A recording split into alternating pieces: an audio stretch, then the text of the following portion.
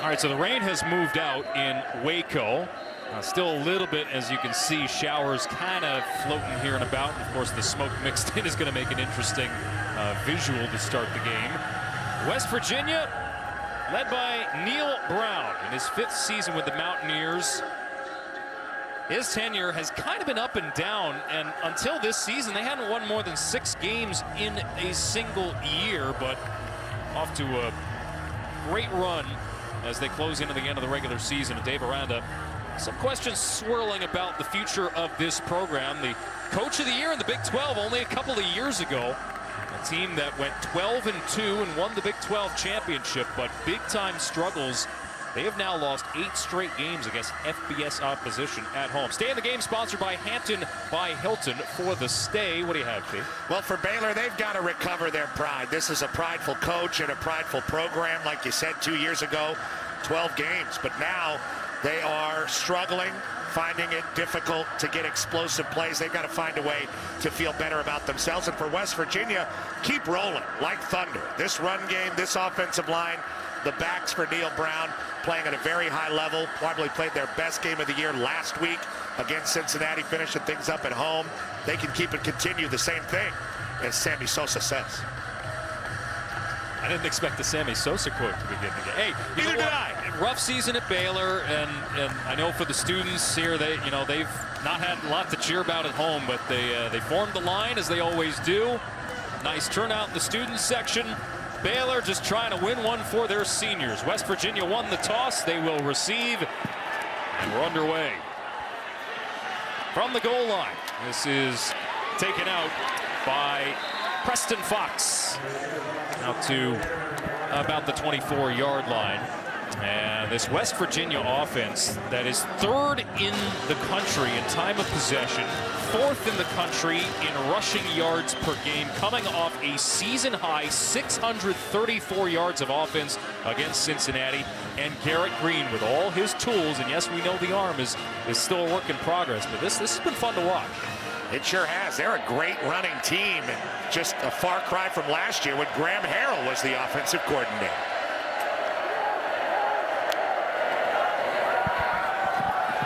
Green to pass, and this is incomplete.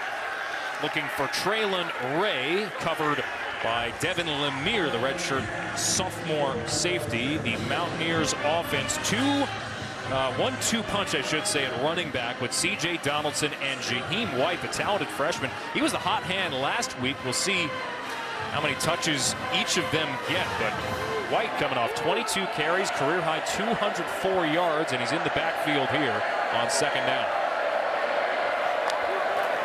Sending Rodney Gallagher in motion. They go that way. Gallagher gets a block from Traylon Ray and scampers out of bounds shy of the 30-yard line. We'll set up 3rd down and 4 here. Take a look at the Baylor defense. They've allowed 49 touchdowns this season, 33 points per game, dead last in the Big 12. Inexperienced group, both sides of the ball. They feel that if their recruiting classes pan out in the next couple seasons, they'll have a little bit more balance in terms of their personnel. 3rd down and 6. Green to pass, and he hits his target. Nice catch by Traylon Ray on the slant. He's emerged in the last couple weeks. True freshman from Tallahassee. 1st down. They say he's grown into the role. You know, they start out the game. We talk all about their run game and their great offensive line. They throw the ball 3 times. The 3rd throw, the best one, really threaded it in there to Ray, who had to go down and get it. Gives us a little ball spin for the 1st down. Garrett Green coming off the best game of his career last week. Did a bit of everything. Threw for 210, rushed for 154. Pitch play. Here's White. Cuts it back and picks up an extra yard at the end of the play. Tackled by Caden Jenkins, one of the promising young defensive players for Baylor. As mentioned, they have a lot of underclassmen on both sides of the ball. Little misdirection there from West Virginia, pulling the offensive line one way and sending White the other. Kind of an interesting start to the game for a team we thought was just going to line up with their hair on fire and try to run Baylor over. They really worked the perimeters and tried to be deceptive. Second down, snap gets away. Green will eat it. Bryson Jackson there to bring him down, the 7th-year senior. 7 years. Yes, sir. Van Wilder. Jackson makes a great play on the ball. Just popped off Green's chest and probably did not expect the ball at that moment. Jackson, who redshirted as a freshman, didn't appear in a game 2018, got the bonus year in 2020. That's the first sack allowed in the last 240 snaps for West Virginia. It's an incredible streak going, the second longest in FBS. Third down and 17, and they'll dump it off underneath. Cole Taylor gets to about the 40-yard line, but this will be well shy of the marker, and the Mountaineers will punt. Interesting game plan for Neil Brown and Chad Scott to start this game. Really allowing Garrett Green, who had a lot of confidence throwing the ball last week at home, to drop back and distribute it without the big negative play on the botched snap. Mountaineers might still have the football. So Oliver Straw, Australian punter, gets this one away. And it will land short on the 25-yard line. 36-yard punt, and the Baylor offense will take the field when we come back. Now it's Faust Petrus Papadakis here with you. Rain falling once again in Waco. Sawyer Robertson, the sophomore quarterback from Lubbock, Texas, started 3 games earlier this season for Blake Shapen when he was out with an ankle injury, and slipping and falling on the handoff is Dominic Richardson. Loss of 2 as a result of that. Take a look at the Baylor offense. Not a lot to speak of in terms of the run game this year, but Clark Barrington, their left guard, All-American at BYU, coming in with Jeff Grimes, who coached him at BYU. Richardson, leading rusher for Baylor this season, at 494 yards. Quarterback keeper Robertson surges ahead. But it's going to be a third down and long after a gain of 5. West Virginia, this is how they look defensively. Their issue has been explosive plays and limiting those over the course of the season. Lee Koba, their leading linebacker. And it's been hard for Baylor to create explosive plays. So sort of an interesting juxtaposition there. First 3 plays, 3 different backs. Now the freshman Dawson Pendergrass. We saw Reese last play, Richardson on the first play.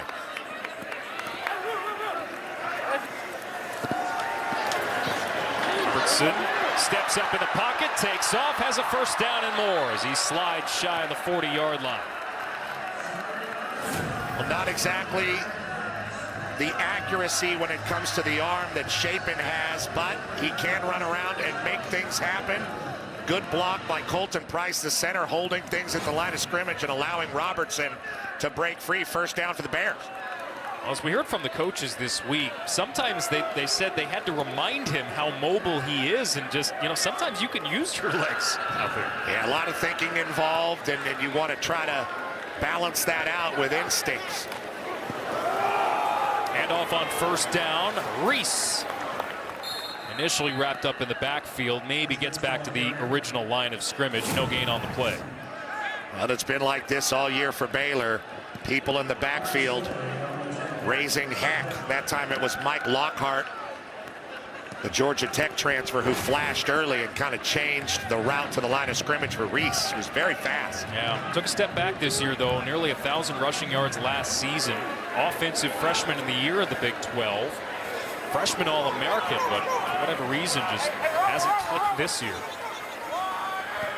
15 carries the last 6 games. Play action this time on second down. Robertson rolls to his right, tries to plant, and he evades the tackler, cuts to the outside, stays in bounds as he's wrapped up by Marcus Floyd. A gain of 5 out of all that. What a stop move. He was trying to get it to Jake Roberts, the tight end, who was covered right at the beginning of the route, and there's nothing downfield, so he's got to tuck it. What a move on Ben Cutter there to get to the sideline. He is very mobile. And rain continues to pick up.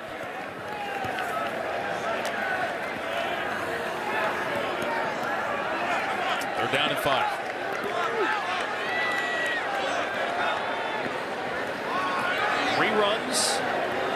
pass attempts yet for Robertson. He hands it off to Keatron Jackson, one of their wide receivers in a jet sweep look.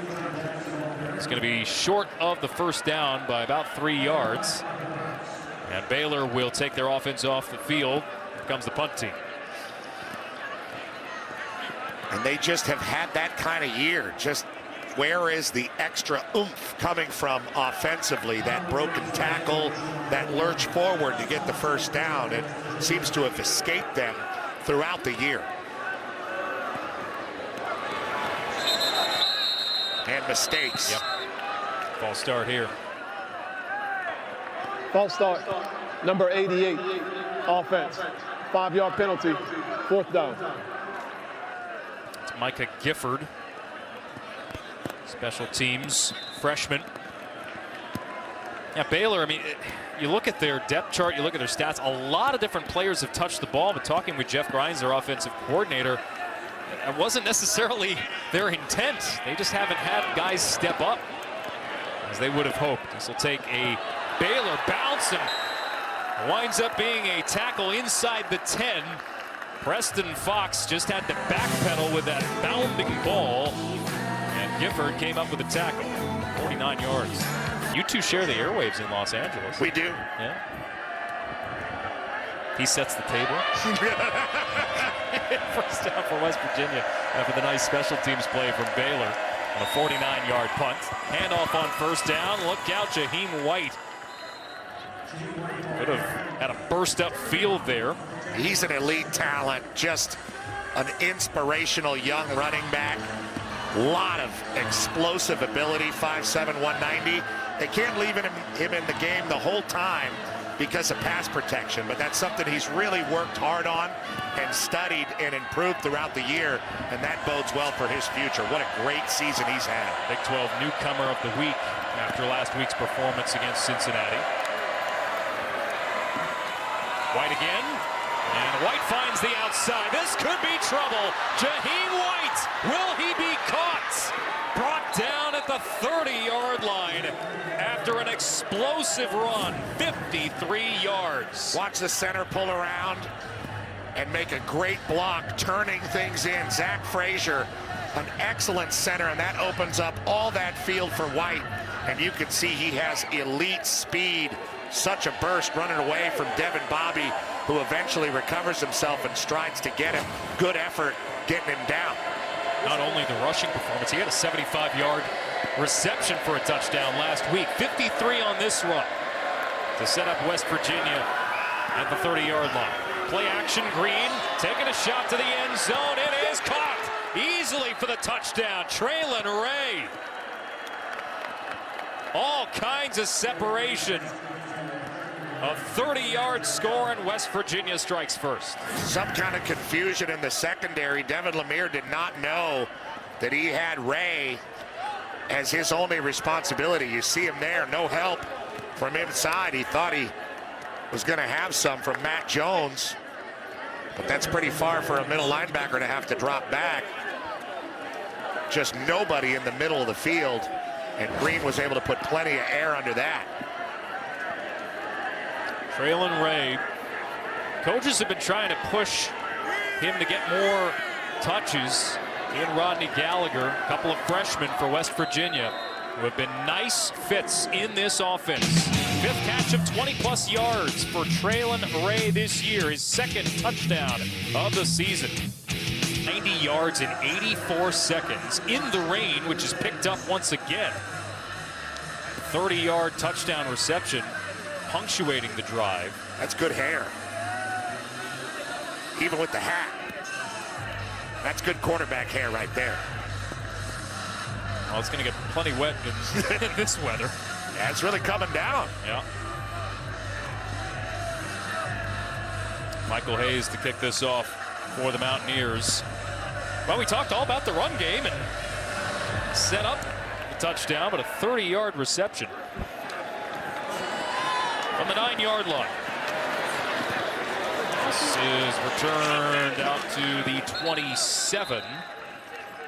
Dawson Pendergrass on the return, 19 yards. Gives you a sense for the current conditions. hasn't stopped West Virginia from putting it up. That's true. Throwing the ball very well in the beautiful long run by White. Here comes Sawyer Robertson, and he showed some good mobility in the last series. Well, we saw Pendergrass on the return there, true freshman. I wonder if he'll get some touches here on this drive. Richardson in the backfield gets the call.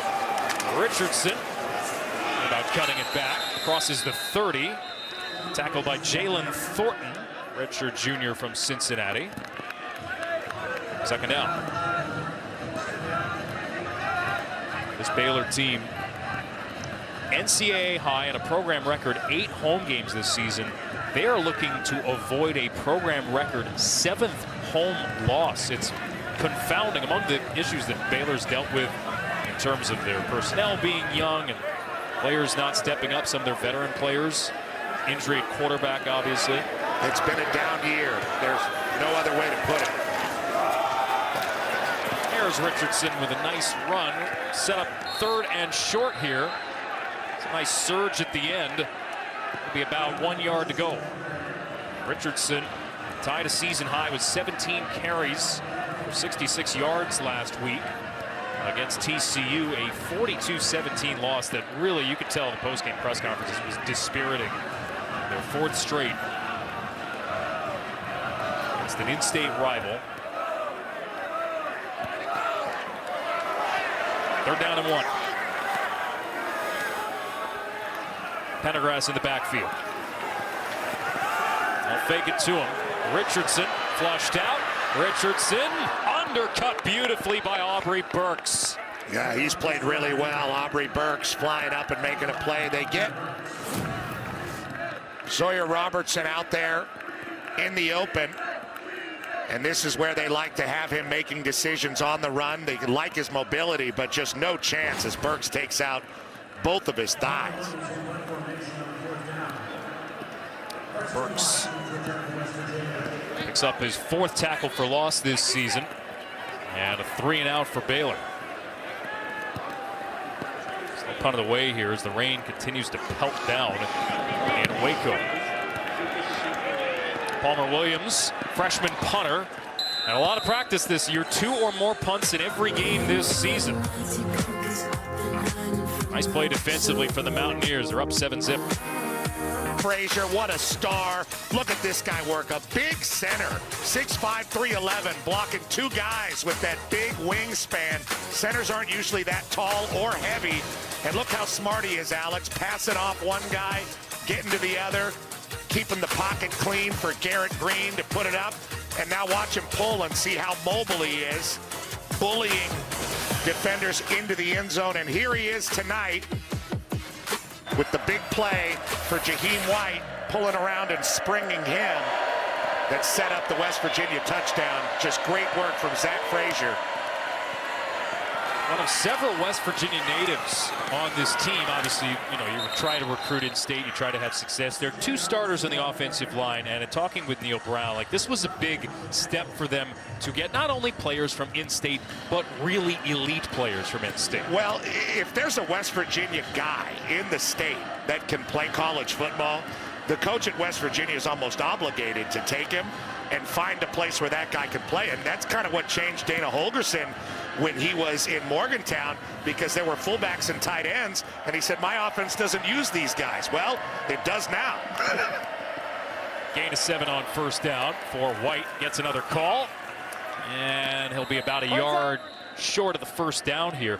It all speaks to the identity, too, that they're trying to create. That's right. He said he felt they needed to be just a little bit different within the league, and it's turned into something they can recruit around, and done a good job at that. And he did speak to that, too, how not only can they recruit around it, but they can grow from this point. You see Donaldson a little bit banged up coming over to the sideline. He's been back and forth with injury. A big back, 6'1", 238-pound guy that has come on in the second half of the year, but so's that freshman, Jaheim White. He's dealt with some ankle trouble here and there. White gets the 1st down and more.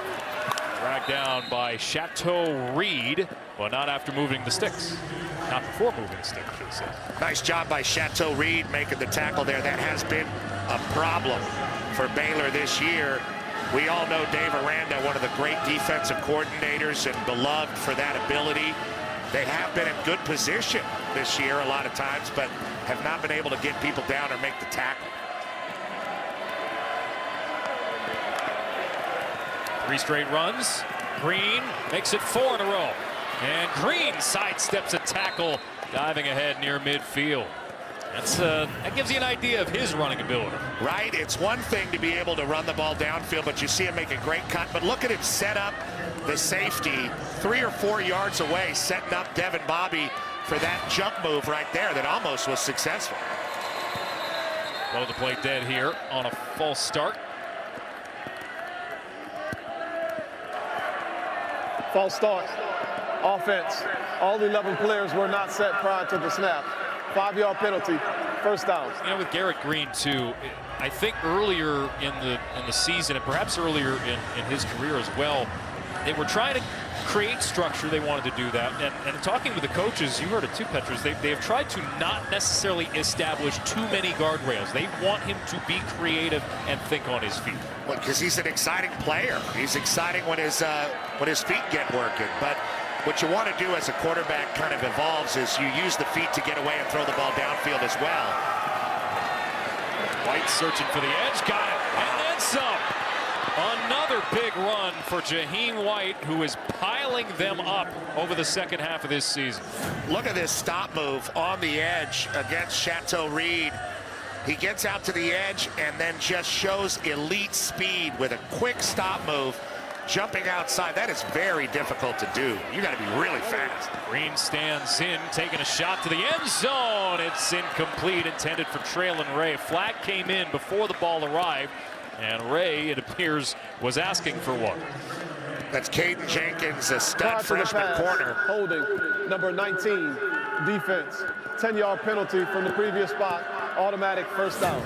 They got him with the hold before that. Here's the catch.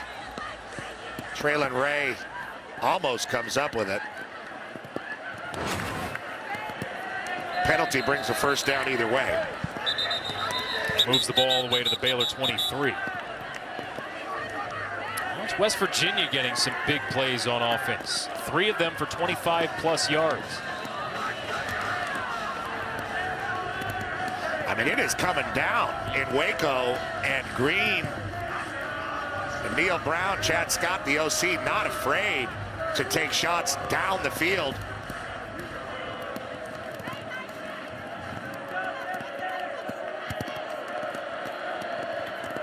First down, they'll throw again.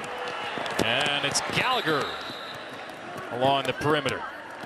Another one of these freshmen who's trying to get more touches as the year progresses. Final seconds of the quarter here after a gain of 3. See if they run one more play.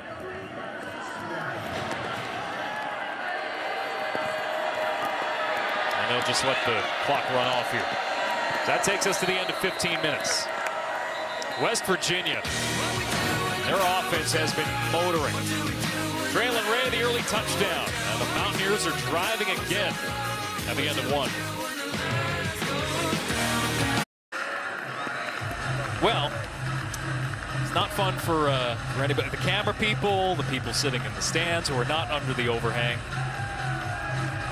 And given the score of the game and West Virginia driving yet again, Baylor just hoping they can get any kind of a stop here.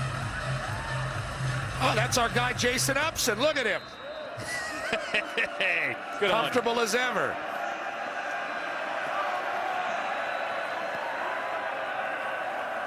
Second down and 7 as we begin the second quarter. Green 5 for 6. West Virginia offense already 164 total yards, 109 on the ground. They go to the air. This is nearly intercepted off a deflection from the hands of Cole Taylor. He tried to reel it in with one hand, wound up making it more dangerous. Great blocking up front. Wyatt Milam doing a great job closing things down, and Green throws it a little high. Taylor tries to go up and make a one-handed grab. We see so much of that these days. Instead, he pops it up, and it's almost picked by the Bears. Prior to that, West Virginia had been averaging 11 yards per play. 8th play of the drive here.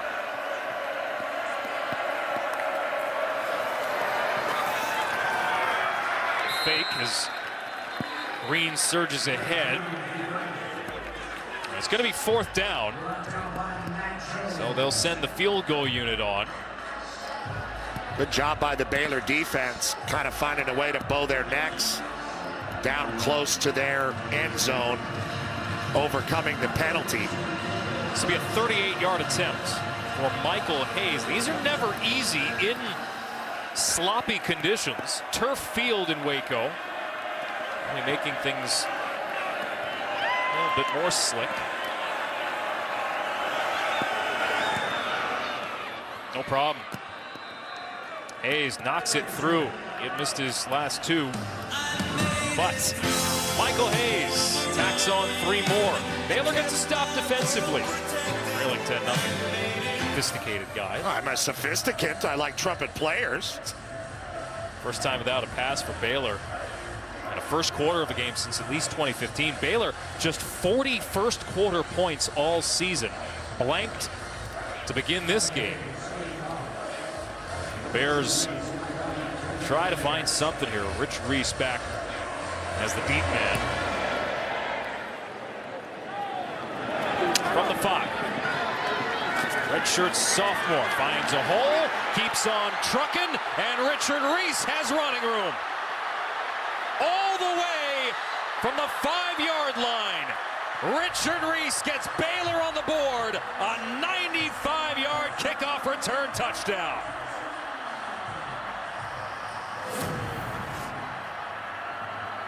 This guy's got a lot of speed, but this was well blocked. They call the return to the right, and that broken tackle right there was all she wrote.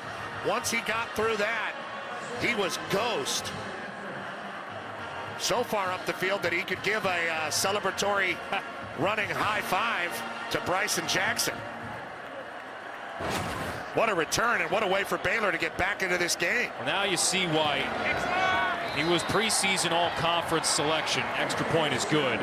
The only Baylor player selected to the preseason all-Big 12 team. Terrific freshman year.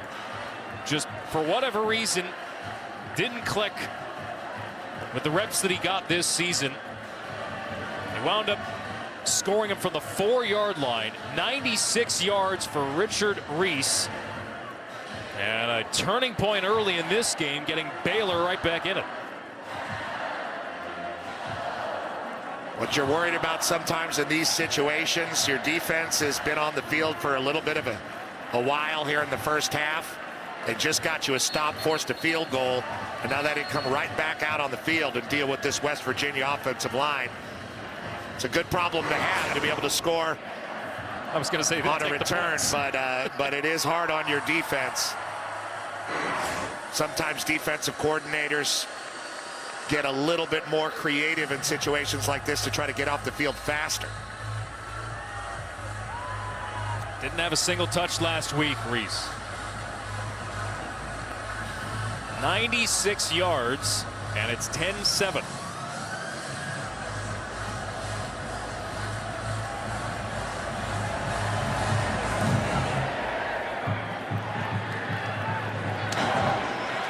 The 4-yard line. This is Preston Fox buried. Josh White says hello. Well, maybe a little bit of a spark here for Baylor. Well, if that doesn't spark you, I don't know what will. That was an electric return, and Preston Fox on the other side trying to make a cut, and he does what was surprising that Reese didn't in this weather, which is slip down, take a big hit from White. Ball at the Baylor 18-yard line. Josh White transferred from LSU. And Sawyer Robertson. And the Baylor offense, no passing yards as of yet. No passing attempts. West Virginia with the ball as Garrett Green carries it ahead to about the 27-yard line. 9-yard gain. Jenkins on the tackle.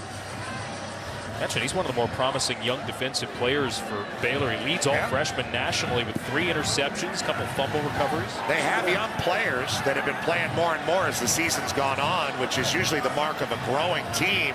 but just growth has been hard to come by in Waco this year. West Virginia's got a lot of young players who've been playing more as the season's gone on as well. White now over 100 rushing yards, and he'll move the chains here. Gain of 5. Man, he is quick to that edge, isn't he?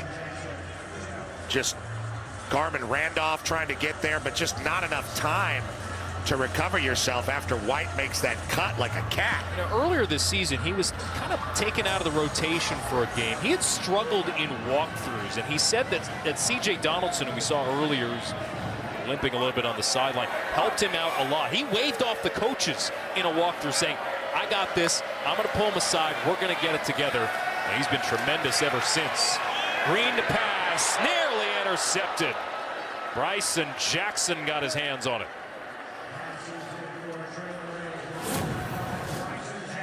Well, they're having a lot of success just with Green being back there like in a rocking chair, unmolested, because their run game has been so good, but could not get that ball over the outstretched arm of Jackson. 6'2" guy really stretched out to tap that.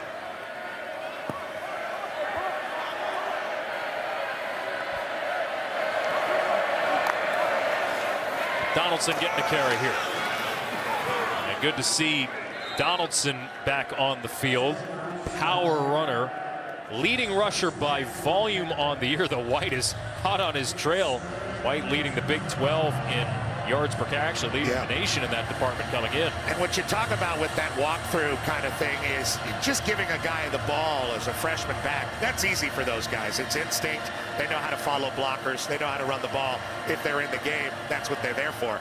It's pass protection, picking up blitz, those kind of things that enable you to leave the back in the game throughout a drive. And that's where White has come on all year with help from Donaldson, like you said, Alex. Green taking a shot down the sideline. Caught! Hudson Clement deep into Baylor territory. 35 yards, and the Mountaineers are slinging the ball around the yard. Clement is another West Virginia native, along with the 3 that you mentioned, Matt, on this offensive line. It's an in-state party, and a lot of confidence from Green making that throw. Plenty of room on the edge. Yet another big play for West Virginia. A team that hadn't necessarily put them together this year. Clement, who hasn't been 100% most of the season, an ankle injury mid-year. Former Randy Moss Award winner, the best high school wide receiver in the state of West Virginia. After a gain of 3, second down and 7. We've seen Garrett Green get it out to Traylon Ray. Clement, who's his backup. Gallagher. There's Chad Scott, the OC. Took over this year.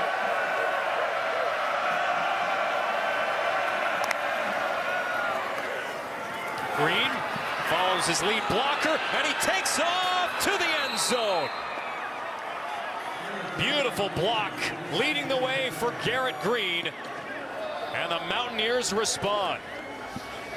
It's Cole Taylor out there with the block, and he's pulling all the way from here to lead Garrett Green and then seal things off with Devin Bobby. Green, such a great stride, so fast with the ball and decisive. 23 yards for Garrett Green. His 14th rushing touchdown this season, second most in the nation, behind only Alabama's Jalen Milroe. They had a dramatic comeback today, didn't they? You think? Jeez. Back to a 10-point lead for West Virginia. Garrett Green showing off his wheels. Another drive with some explosive plays for West Virginia. Back to a 10-point lead. Hair still looks good after that run. Flapping in the wind a little bit, probably. Sure was. Tell you what, West Virginia, the explosive plays. 5 plays for 20-plus yards already. Baylor, 28 total yards of offense. 9 total plays. Here's Reese again. No way! No way! Richard Reese. Lightning strikes twice. Late flag. 93 yards after the 96-yarder just minutes ago. Get him some oxygen. Wow. And that one was easier than the last one. We got to check out what this flag was, but the flag came flying after he had crossed the goal line. Makes you wonder what was happening on the sideline, but he didn't have to break a tackle on this one. That's incredible. Elite Speed running away from the West Virginia kickoff team, and they picked up the flag, it looks like. Yep. That's remarkable. Baylor has 28 yards from their offense and nearly 200 from their kick returner. You saw that defense was tired the last time. Very good blocking, able to outrun the kicker there at the end. No chance. They hadn't had a kickoff return touchdown since September of 2021, and now they have two tonight from the redshirt sophomore from Cypress, Texas. I mean, he's like the Back to the Future car on those two. I'm surprised there wasn't a trail of flames behind him. Really, really impressive stuff. Not just from Reese, but the entire kickoff return team setting up the blocks beautifully there. Both returns right. And I don't know how much West Virginia is planning on scoring tonight, but I'd start to pooch or maybe squib a couple. Get it away from him. Wow.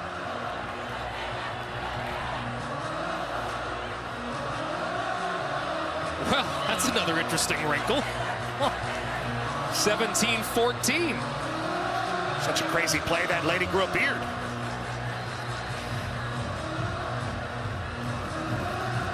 I mean, you come into the day, you can't, especially from a player who it seemed like just was struggling this season. Man. Meanwhile, the Baylor defense, you just mentioned it, Petros. I mean, they were just out there. You talk about needing oxygen.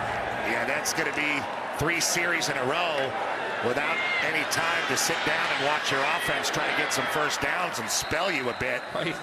Their offense hasn't had the ball this quarter. No, that's hard on a D, especially against an offensive line like the Mountaineers have. You see the total plays, and a lot of that is a product of that. As we see White come off the field, that's a bad sign with his arm hanging there. Yeah. Josh White made some plays early in this game. They're better linebackers, starting Will linebacker. This is incredible. Baylor's offense has just 9 offensive snaps all games, 0 pass attempts, and yet it is 17-14. If they can somehow get a stop here, that would change the complexion of this game entirely. It's been 42 real-time minutes that their offense has not had a snap. It's wild. Green to take off, and a lot of running room. Still running room for Garrett Green.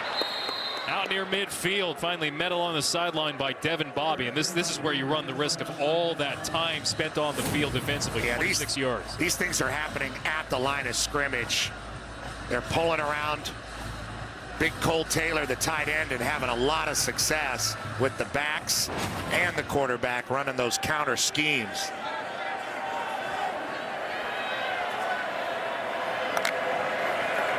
First down near midfield. Donaldson cuts to the outside, taken out around the numbers by Bobby. Gain of 7. Cole Taylor's kind of more of their finesse tight end, and he's doing a great job at 6'7", lead blocking on a lot of these plays. Led block for the Green touchdown that we just saw. Doing a good job coming the other way for Donaldson. Between the center, Frazier, and the tight end, Taylor. I mean, this is a really impressive unit overall, this offensive line. They've really evolved and grown together like 5 fingers on a hand. Finally, Baylor gets to the backfield, but Green wiggles away. Tackled by Caden Jenkins. How about this? Green is nifty back there. It's Byron Vaughns who's on his leg, the Utah State transfer. He's able to step out of that. Runs right into Caden Jenkins, who makes a surer tackle and comes off holding his shoulder. Gain of 6. Look at the first down numbers. Well, that's a byproduct of the offense being on the field, doubling up time of possession and then some.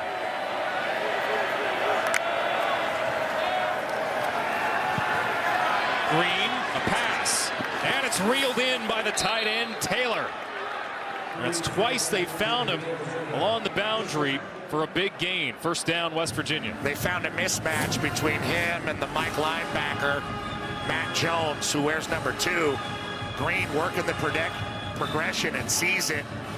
Taylor goes up and catches it and then protects the ball with his back. You see that turning his body so Lemire can't knock the ball out. Good job. Good body control by this guy. 6'7", 250 pounds. Elevates to make the catch. 13th first down for West Virginia. Donaldson looking to turn upfield. Picks up a couple here on first down. You see Jaheim White coming in, Donaldson coming out. That's really kind of been the 2 backs along with Green running the ball that we've seen. But what's been most impressive to me, Alex, is this offensive line led by Zach Frazier, the center. I mean, it's not exactly Mr. Inside, Mr. Outside, but I'll tell you what, this is, especially if Donaldson winds up fully healthy, this is a heck of a tandem bolstered by this offensive line. I love a Mr. Inside, Mr. Outside call. White's. Couple more, and 3rd and manageable here coming up. White had one high school game as a senior in high school. He ran for 417 yards and 7 touchdowns in a single game. And we have an injured Mountaineer here. Is that White? Yeah. Yeah, he went down in a heap with Zach Frazier and a couple defenders as well. And sometimes that hurts your upper body. Step aside. Jaheim White back to his feet. Looked like he got his ankle turned. And seems to be okay as he heads off for evaluation in the West Virginia medical tent. So Donaldson back into the game. Player originally recruited as a tight end. Yeah, right. He played tight end and wide receiver in high school, probably because he's over 6 feet, but somebody made the right call and turned him into a running back. He's been that ever since college. Green, a design run, but he stood up. And Baylor's defense coming up with a stop. He might be gassed, but they're trying to come to play here. Yeah. Eye and nose tackle on the play. They've had some pretty good fits up against West Virginia's run, which is dominant on this drive, and they're able to force another field goal. Do you think they're going to kick to Reese if they make it? Fool me once. I mean, man. Shame on you. Not going to fool me again. Play clock winding down. 36-yard attempt. And it's true from Michael Hayes. Transferred in from Georgia State. All right, so we did the lookup to find the last guy to have 2 kickoff return touchdowns in a game. It was actually Tristan Ebner with Baylor, September of 2020. Well, how about Richard Reese? Back to back, and the second one is just blazing fast. Didn't even have to break a tackle. Crosses the tape, stops before he slips on the Baylor line concrete there.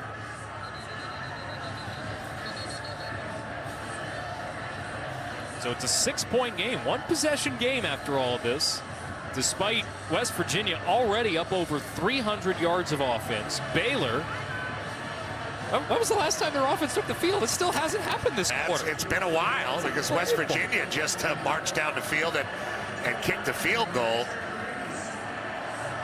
How they'll handle this with Hayes as far as maybe a pooch or a squib.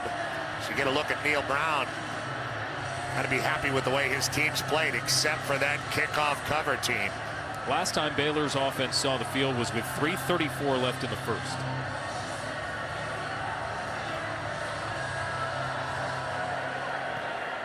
All right. Out through to him. Reese finally is brought down. And that's what you have to do with a squib. You know, they want to tempt the up men to grab that ball, but if it's a hot ball, just let it go right through and it'll get to your returner, and that time it did. Well, especially on a wet field like this, yeah. Right? Winds up being like a bowling alley. How about this? 4:25 in the first quarter. 50 minutes in real time for Sawyer Robertson to just be sitting on the sideline. Can't be helpful, but also can't be helped if you're going to have a guy like Reese go for 2 touchdowns on the kickoff return.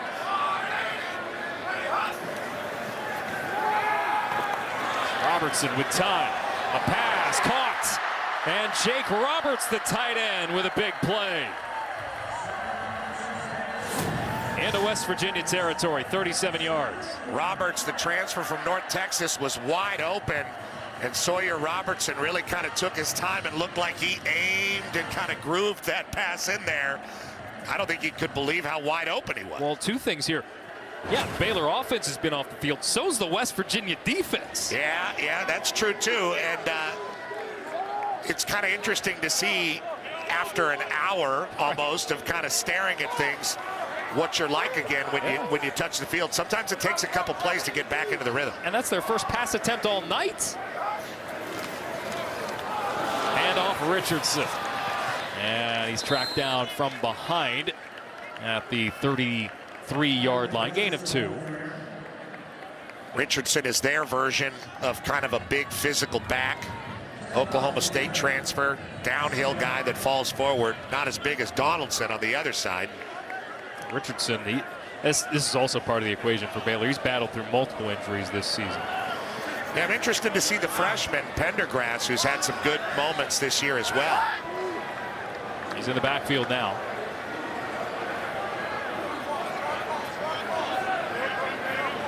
You like that new toy over there, don't you? On the telly. Here's Pendergrass. Cuts it back and picks up a couple. Give him 1 yard here. It's going to be a 3rd and long.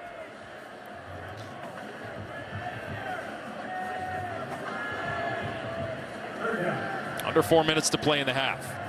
And Baylor somehow, through those 2 kickoff return touchdowns, right in this game. And that's kind of exactly what they needed. They needed some kind of offensive spark, something to get points on the board and give them some confidence. Will it carry over to the offense? Pendergrass in motion. They swing it that way. Makes a cut. A second. And he has a first down for the Bears inside the West Virginia 25. Gain of 8 and a big first down to keep the offense on the field. Beautiful play by the freshman, because he's a big guy, 6'2", 215 as a freshman, but still makes a little stop move there in front of Aubrey Burks, who thought he was just going to try to run him over. Sends Burks flying by, gets a first down. Clock moving inside of 3 minutes to go in the half. Both teams, their full complement of timeouts. Empty set here as they send Neighbors in motion. Fake the sweep. Robertson stays alive and then gets wrestled down. It's Jared Bartlett with his 4th sack of the season. Bartlett stayed home and made sure he went down. A little worried about how the ball's flying around. Look at Robertson, the way he's holding that ball, trying to create. I mean, he's swinging it around. That is not ball security. A little chaotic there, trying to elude the rush, but a nice job by Bartlett. Loss of 6 on the play.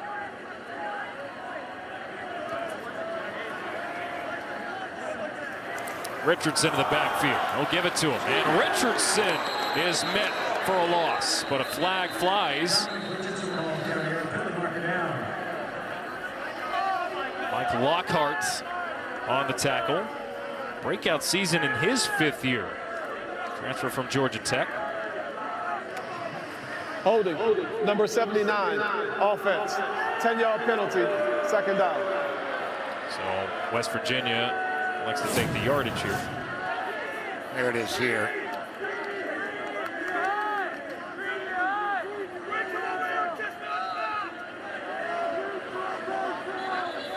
Officially no gain, and then you push him back with the penalty yardage.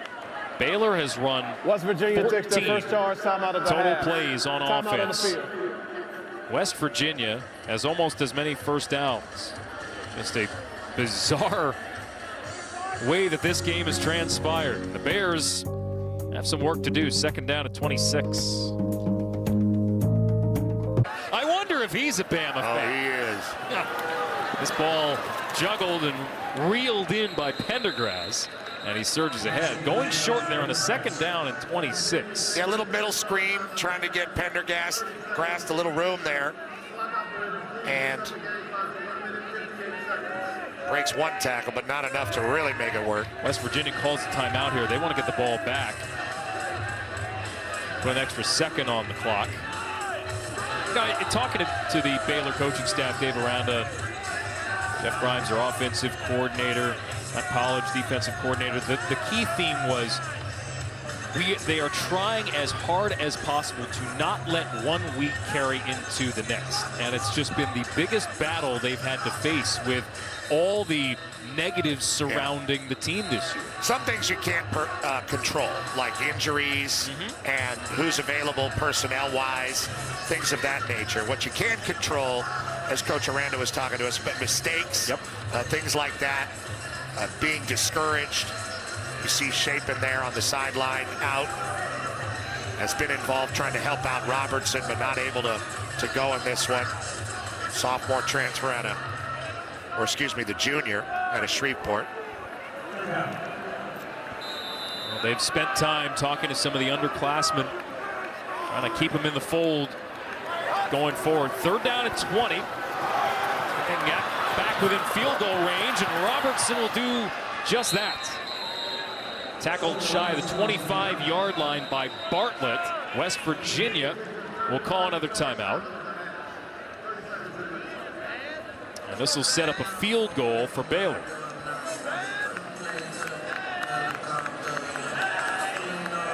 And even after all this, considering you're being outgained 306 to 84, if you can hit this. Oh, this has been a successful half for Baylor. West Virginia's coming in here hot with a really confident quarterback, an offensive line that's great, very good backs, and they've been able to find a way to stay in this game. Robertson has been okay, taking advantage of being able to run the ball when those opportunities arise. And he had the big throw to the tight end. Well, in some ways, this Baylor situation, Aranda was telling us, kind of similar to where West Virginia was at last year. Very young team trying to find their identity. May have found something here. Aided by the kickoff return touchdowns. See if they can hit this field goal from 43. And it'll be pushed. Isaiah Hankins, redshirt sophomore from Little Rock, Arkansas, unable to convert it. And that's the 5th kick he's missed over a 4-game span now. So West Virginia without any timeouts. Remember, Baylor will have the ball to begin the 2nd half. And the Mountaineers would love to make this a 2-score game. And they're going to have that opportunity. They've set themselves up for it. Get an opportunity to watch Garrett Green in the 2-minute drill here. And the Bears defense stand up here.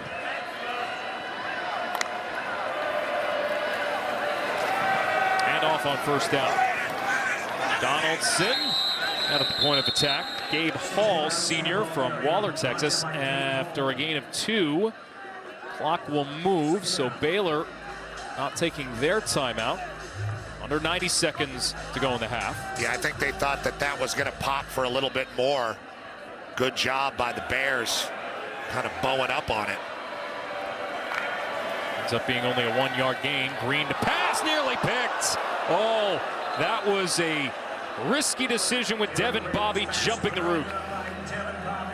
The sophomore out of DeSoto, Texas, would have been hitting his head on the goalpost right now had he been able to come up with that jump right in front of Preston Fox. Green knows he got away with a big error there. Well, now West Virginia, if Baylor can get a stop here, they have all 3 of their timeouts. 3rd down and 9. Get a chance to see Robertson run that 2-minute drill. That's right. Green feeling pressure, stands in and throws. It's over the head of Ray, but a flag comes in. 2 of them. Chateau Reed just with 2 hands on Traylon Ray. Number 21, defense. 15-yard penalty, automatic first down. You see he's got his hand inside the collar there. Just lets go as the ball arrives. Pretty easy call. Powledge dialed up the blitz there. It was just late from getting home on Garrett Green. He took a hit, launched that ball. Kind of a bailout play that didn't have to happen from Reed. Gives West Virginia a first down, but as the catch was prevented, Green delivers on target to Taylor. That length, that extension, hard to defend. Green comes back after a frustrating throw a couple downs ago and delivers a strike over the middle to his long tight end. Ball set, 26-yard gain. Green again. This time hits Preston Fox. That's who he was trying to get it to when he almost threw that pick 6 to Devin Bobby. Preston Fox out of Morgantown is their reliable guy. Get it to him when you really need a catch. And Fox, another player that's kind of emerged over the second half of this season. Green with time. Looking to the end zone, throws it away. Sign of maturity for a quarterback who's developing as a thrower. Good patience there. Could have taken off maybe, but throws it away, lives to fight another day, stop the clock. That was the #1 thing they worked on this offseason with him. They wanted to just minimize mistakes, simplify the decision making. You want a guy to play wild and free, but you want him to be able to do that within himself. And that is a very tough balance. A big part of this young man's confidence is the confidence of that offensive line. 5th straight drive of 60-plus yards for West Virginia, looking to make it another scoring drive. Green on out of number, doesn't see much develop. He'll take off. Green to the goal line, short. Tackled just shy of the goal line by Chateau Reed. First down and goal. Clock stops momentarily to set the ball here. I thought he was going to try to dive over Brooks Miller, the linebacker. Instead makes a subtle move, almost made it. Green to keep it, and he'll follow Donaldson over the goal line into the end zone for the touchdown. And West Virginia, aided by the penalty, running their 2-minute drill effectively for another score. Just too much push from this offensive line. They do a pass set to start the play, but Donaldson leads through as they call kind of a subtle quarterback draw for Green. And you see him huffing and puffing. He did a lot of running there on that drive, but did a good job running the offense and bringing him down. Could have had a very costly mistake with a pick to Bobby, but it was dropped. Baylor's defense has allowed more touchdowns than any other team in the Big 12, and now West Virginia has 5 straight scoring drives, 365 total yards of offense. This after a season-high 634 last week. They do have to kick it again. Yeah, that's true. That has been Baylor's offense so far in this game. Robertson did drive him down to get that field goal attempt, which you said was pushed. But the best offense for Baylor in this half has been give up a score and take it back yourself. Well, they had the squib kick that still wound up in Reese's hands. But the kick coverage had a little bit more time to get set. 15 seconds. Baylor with 3 timeouts. And again, they will have the ball to begin the second half. West Virginia, again, what's at stake for them, they've won 3 of 4 coming in. They're looking for a top 5 finish after being picked to finish last in the Big 12 this year. They've been the biggest surprise of the conference, looking for their 8th victory of the season. Baylor trying to end a 4-game losing streak on their senior day. Will Reese get another chance? Another squib. This one short. Scooped up at the 30. And, tracking helmets there. This return cut short after a physical hit. It's Kyler Jordan, one of their linebackers who appears on special teams as well.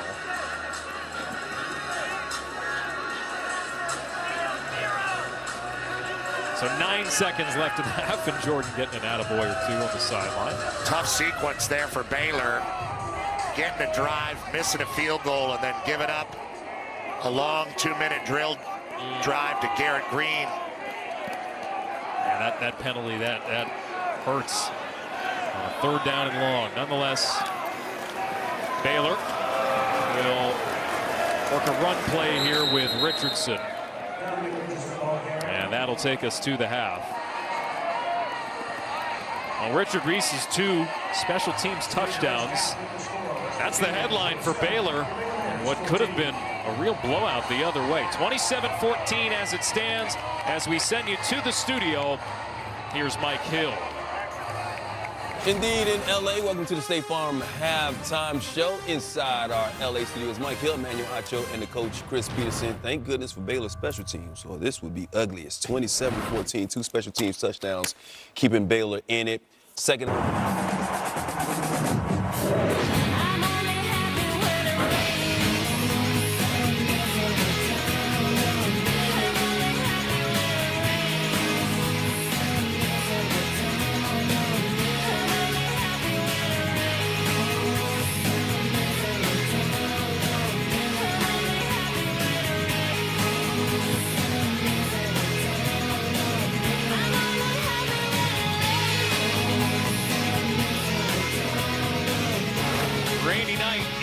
As we take a look at our team comparison.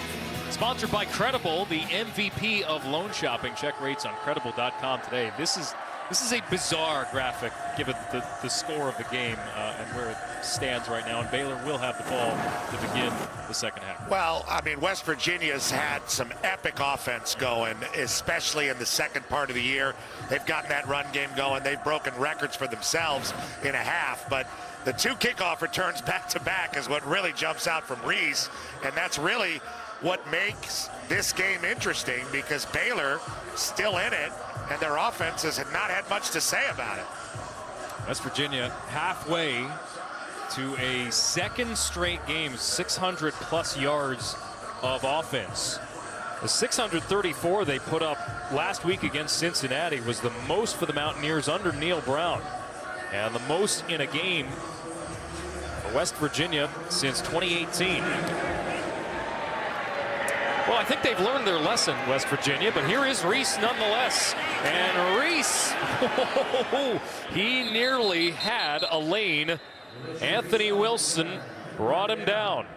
Flag on the play. Heck of a job by Wilson reaching out and making that tackle. It looked like Reese was taking the same route to the end zone that he had taken twice During before. the return, holding, number 17, receiving team. 10-yard penalty, 1st down. So that'll send the Bears back on the penalty for Jonah Burton. Their underclassmen wideouts. Baylor with just 86 total yards of offense. Sawyer Robertson, West Texas guy, but a transfer out of Mississippi State. Showed some running ability and had one nice completion to a tight end, but it's been about it to Jake Roberts. Has 1 touchdown pass in every game he's played so far with the Bears. Reese, stutter step. It's another cut along the sideline. And pushed out right in front of the bench there, and a flag comes in late. Yeah, Mike Lockhart there. Late, Reese was really fighting for extra yardage, and Lockhart, the nose tackle, was rumbling over 270 After pounds. the play was over, personal foul, unnecessary roughness, number 15, defense. 15-yard penalty, automatic 1st down. Ben Cutter, perhaps they had the wrong number. We'll see on the replay. Well, it's Cutter that's over there, and he's slinging. Yeah, he slings him down. Lockhart kind of stopped his momentum, and Cutter kept going and slung him down. That was who the call was on.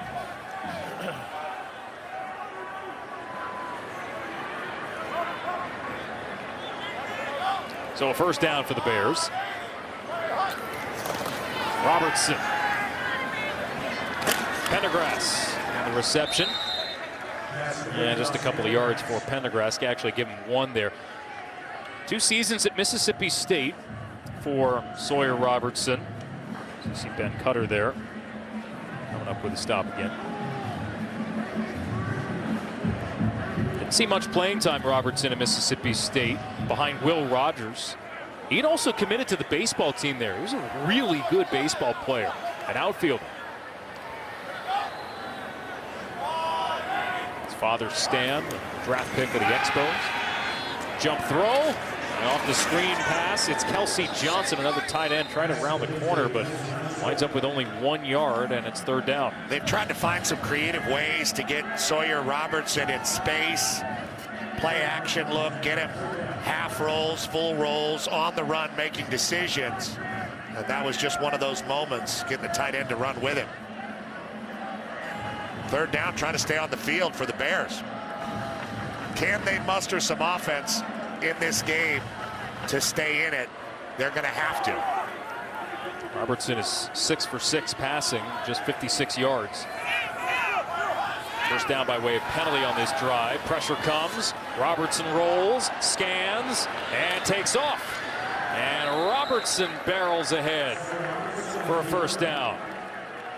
Now they're going to mark him short, actually. Hold on here. He's just a yard short. Nice job by Pendergrass there, picking up the blitz of Koba, and that sprung Robertson out to the edge. Wow. This spot is, they spotted this at midfield. That should be a 1st down. Yeah, he's way, way past midfield.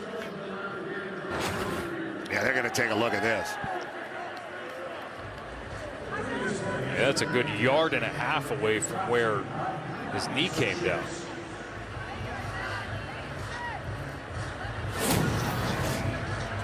See it again.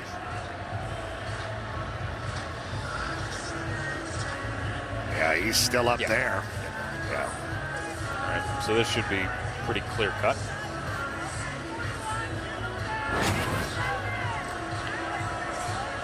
At least the 49. Yeah. Once they're done with not only the review here, but also they got to figure out the clock, because that stayed running. Dave Aranda probably keeping him informed. After review, when the runner's knee hit the ground, the ball was at the 49-yard line, beyond the line to gain. It is a 1st down for Baylor.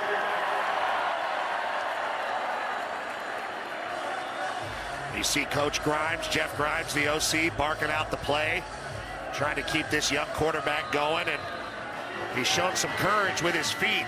Can they put it all together and have a scoring drive? Grimes, a lot of success at BYU. Zach Wilson. No, we haven't seen today is Drake Dabney.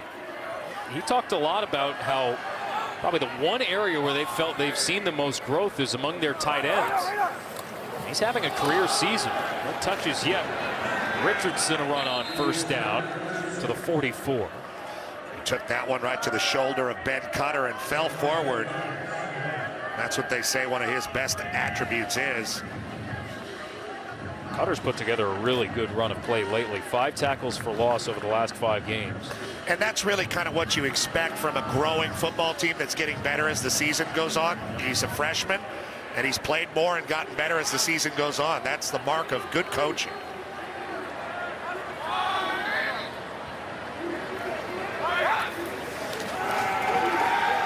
Play action, Robertson. Chased down from behind, but has his check down at Cameron Bonner. And that's a 1st down. Not a lot of panic there. Lee Koba was bearing down on him, and Robertson delivering that ball, maybe looking a little bit more comfortable. They really like to roll him out to the right. That's where he's had the most action. Robertson getting a chance to go through his progressions there. Reese in the backfield here. By the way, Cutter is now up to 8 tackles tonight.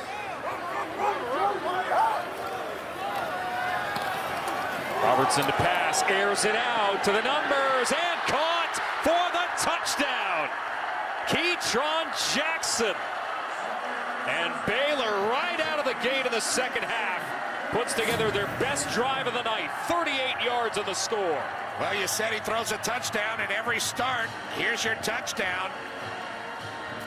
Looking on the inside shoulder is Jackson, and that is a hard angle and a hard ball to throw, but beautifully done and laid in there by Robertson.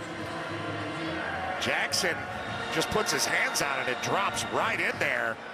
Good feelings on the Bears sideline. They didn't need a kick return to score a touchdown. There you go. And they're back within 6. Keetron Jackson, a couple seasons in Arkansas. And Robertson, after a little dinking and dunking, finding a rhythm.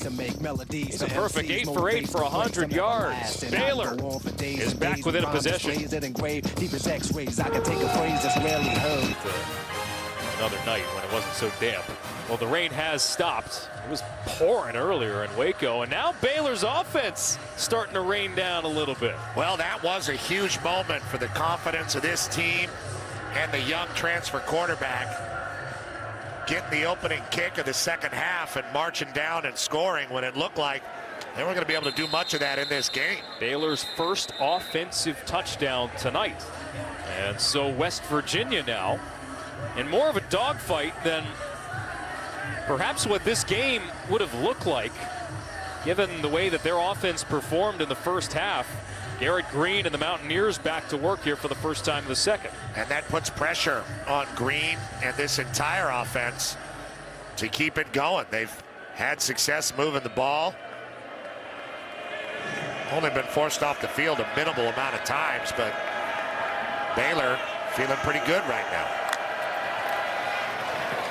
First down for the 25, big opening for Garrett Green, and Green nearly into the clear. He's finally tracked down at the Baylor 30-yard line. 47 yards for Garrett Green. Watch him just try to split the secondary here. Takes a great cut. Late flag here. This might be coming back. Holding, number 74, offense, 10-yard penalty, first down. Wyatt Milam with the call that backs the Mountaineers up. Here it is right here. Yeah, you see the hand with the handful of jersey there. That's what created the opening. Milam on TJ Franklin there. Milam has been getting a lot of praise from the coaching staff for the block. I mean, this whole offensive line's done a great job. Neil Brown disagrees with the call, and now they're going to have to dig themselves out of a little hole to get a new set of downs here.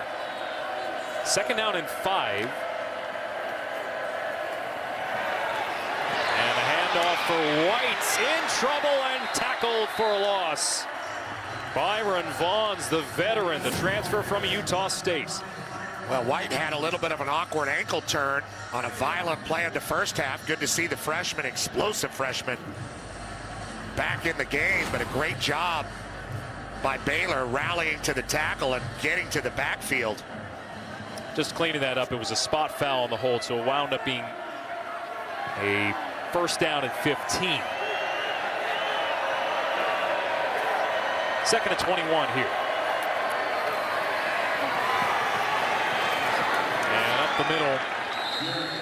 Not a lot of running room this time for Green. 4-yard gain, third down and long coming up. And another big moment for Baylor to get off the field. Remember, at the end of the first half, it was a penalty, a PI, that kept West Virginia going. Green underneath, Cole Taylor, and Baylor's defense coming up with the goods here. They're going to get West Virginia off the field. And all of a sudden, this game has taken another interesting twist. Matt Jones, the senior out of Odessa, Texas. It's his last game tonight. Redshirt senior, 5 years, battled through injuries this season. All-conference selection last year. He put a hug on Taylor there. Prevented him from getting the first down and going forward. West Virginia, who punted on their opening drive of the game, and Baylor's going to get great field position on the kick-catch interference. Just the second punt for the Mountaineers tonight, but Baylor's going to have a short field. Yeah, Andrew Wilson-Lamp, the backup cornerback. Neil Brown screaming to get off the field, trying to get his team refocused here in the second half. He is angry. Kick catch interference, number 7, kicking team. 15-yard penalty from the spot of the foul. First down, Baylor. Timeout on the field. Sloppy from the Mountaineers to begin the half, and all of a sudden, chance for Baylor here on offense when we come back. Robertson engineering a nice drive last time on offense. Well, we knew that his legs were going to be a factor, but getting the ball down the field, that was his first completion to Jake Roberts, and then things started to open up more, all the way to the beautiful pass to Keytron Jackson. And now he's back on the field again. Best starting field position tonight for Baylor. Just shy of midfield. And Robertson's going to take a shot. Got his man! Jackson, who had the touchdown on the last drive, inside the 15-yard line, a gain of 40 against the pass defender most feared in this league, Beanie Bishop. Yeah, playing the best of anybody on the West Virginia D is Beanie Bishop, the corner. And that time he comes over the top of Jackson trying to knock that ball out, but ball kind of got low on him. And Keytron was able to get down and make that catch and finish it. What a moment. Look at him in the red zone. Bears with a chance to take the lead on this drive. Richardson, a gain of 1.5. Beanie Bishop, 20 pass breakups. That's the most in all of FBS football. He had 4 interceptions the first 4 games. Sawyer Robertson throwing it his way and locating Jackson, and now has 9 consecutive completions. And they're getting a little push with that run game, which they've continued to establish throughout the night, including Robertson running the ball. Look at the yards this quarter. Baylor's flipping the script. Pitch play. Reese makes a man miss. Reese with a stiff arm, still on his feet as he crosses the 10. And they're finally getting Richard Reese going. It's taken a while, but he has the 2 kickoff return TDs. Check out the stiff arm here on the edge. I thought that he should have cut that one up a little earlier, but he's got very nifty feet picking him up and refusing to go down, setting up a third and relatively manageable, maybe a time for Robertson to get his tight ends involved. Reese last year had more rushing yards than any Baylor freshman in program history. Checks out here, Pendergrass in. Freshman.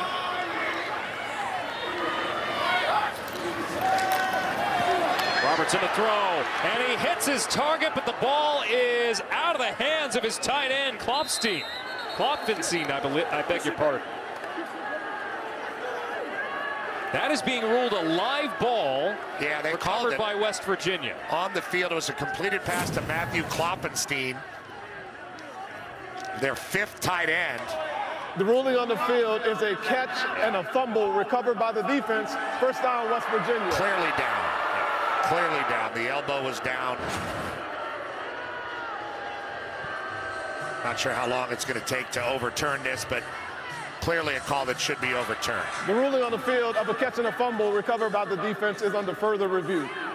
I thought he was going to help us out and just announce that it would have been overturned. That would have been nice. He's down near the marker as well, just to keep that in mind, see if this is a first down or not. I think he's going to be short. A little short, maybe. Yeah. Aubrey Burks with a really good tackle there. Just trying to stop the engine of the big tight end by getting to his legs. Dean Blandino is with us. Well, Dean, good to hear from you. Great to talk to Dean. Nice to talk to you guys. So obviously replay's looking at 2 things. Was it a catch? Yes. Was he down by rule? Here you've got the knee down. Now we got to look at the line to gain. The line to gain was the 3. He's clearly down.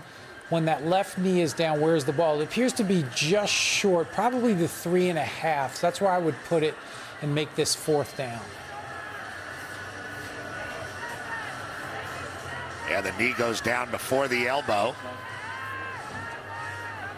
And now Baylor with a decision to make, assuming that Dean, who is always right, is once again right. Hey, A lot of credit to you, Dean. There were a lot of really close reviews in the Ohio State-Michigan game earlier today. You were right on. After review, the receiver did complete the process of the catch. However, his knee was down at the 3.5-yard line. There you go. It's 4th down Baylor at the 3.5-yard line. That's why Dean Blandino is the best.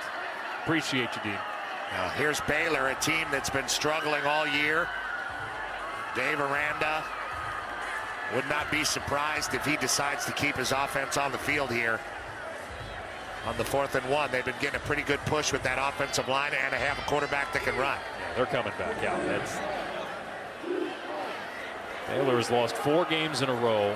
So many losses here at home this year. They're not in field goal. Just 1-6 at home this season, and the 1 win against an FCS program. Robertson going to try to sneak it here. And he'll get it. And they didn't line up for the brotherly shove or the tush push or anything like that. Pendergrass doesn't even get to him. He just gets it himself.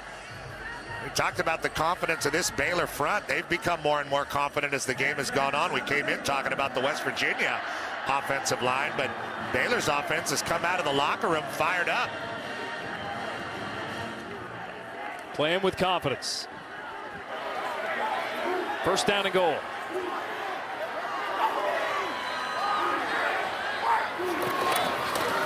Handoff. Touchdown. Richardson. Tie game.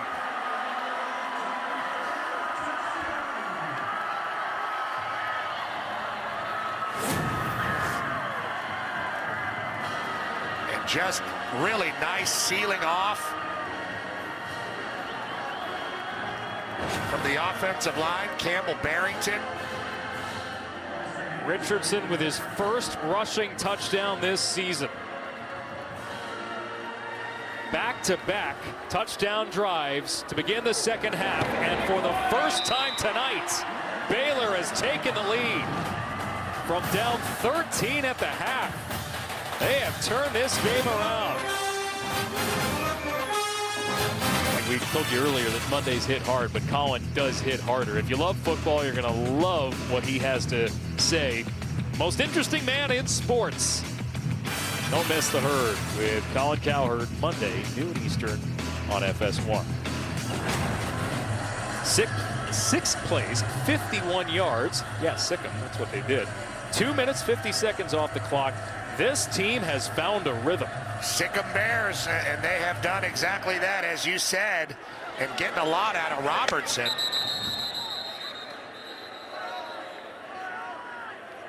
And meanwhile, for West Virginia, I mean, it feels like things have unraveled. Some dejection there. The defense this year for the Mountaineers has been inconsistent.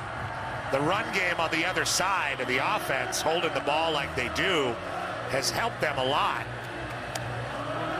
They've had some rough games, especially on the road.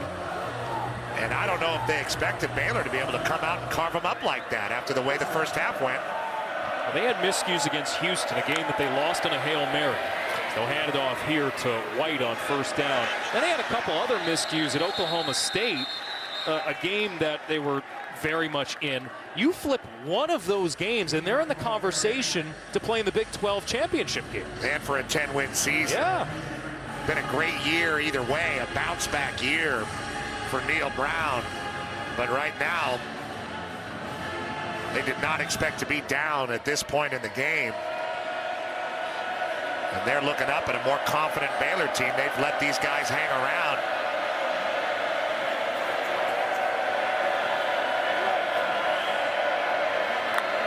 Sending Gallagher in motion. Play fake. Green steps up. Rolls to his right. Throws on the run right as he was being hit, and a flag comes in.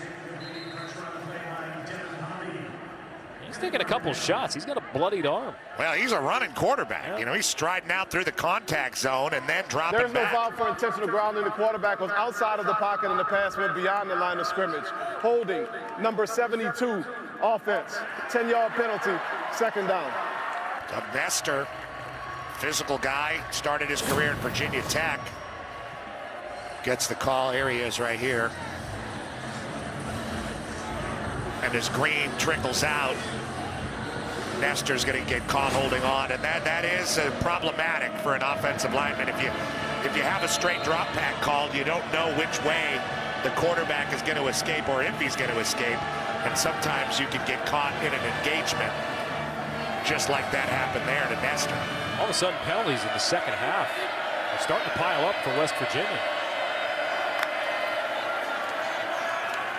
4 penalties in the third quarter. Big throw down the seam, and it's caught by Fox near midfield.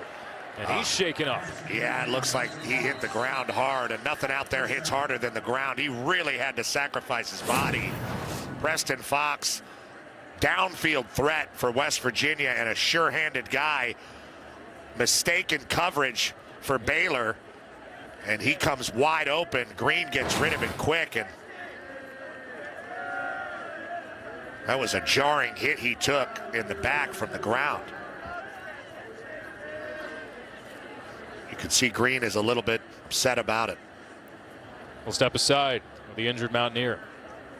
Really good to see Preston Fox walk off the field on his own power after it looked like his head slammed the turf, still trying to catch his breath on the sideline. So Fox out of the game, and their top receivers, especially lately. West Virginia with more penalty yards and total yards offense this half. They're approaching midfield. Green goes nowhere. Brought down by Franklin. TJ Franklin, the 5th-year senior. Franklin gets back there with somebody hanging off him. Pushes through Frazier to make that play. Green fires, incomplete, broken up by Bobby. These guys have kept playing. I mean, these safeties have had a rough time, especially in the first half. And Devin Bobby going up and making a nice play here. Brooks Miller with some good pressure there on Green as well. Green to pass into double coverage. Incomplete. And the Mountaineers will have to punt. Well, he gets them out of it with the throw to Preston Fox that hurts Preston Fox, and then they come right back, go 3 and out. Baylor's defense has come to play here in the second half. A real inspirational team coming out of the locker room. You know what? It's easy to say as a coach, to put on a brave face for your program, to say, well, the team is stuck together and, you know, the locker room hasn't been broken. The conviction with which Dave Aranda told us that this week was telling, especially coming off a blowout loss like last week. He said they want to stay in it and they want to see some fight, and they've shown that. A touchdown catch for Jackson. He reeled in another one. And then Richard Reese looking like he did last year when he was one of the top freshmen in the Big 12. Richardson capping off the drive to give Baylor the lead. 2 touchdowns for the Bears, erasing a 13-point halftime deficit. And it took a whole half for this offense to get going. The only reason it's a tight game and Baylor leads is because of the 2 returns in the first half from Richard Reese. Amazing kickoff returns back to back. Already more yards this quarter than in the entire first half. Reese with a gain of 8 on first down. And suddenly the Baylor Bears look like the more physical team up front. They're the ones finishing runs. Floyd just took a big hit from Reese at the end of that one. It's amazing how momentum can be such a visceral thing. I mean, West Virginia looks shell-shocked here. Baylor looks like a completely different team, not one that has lost 4 in a row and 8 of 11 this year. Robertson dives ahead to move the chains. He breaks 2 tackles here. First the fake to Reese, the puller in Barrington, and knocks right into Lockhart, gets through him, and picks his way down the field like a fullback. 6'4", 220 is a big guy, not easy to bring down, but Lockhart, 6'3", 270, couldn't get a hold of him in the backfield.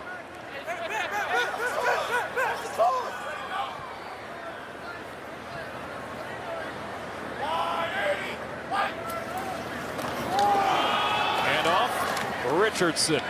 Good run on first down to gain 4.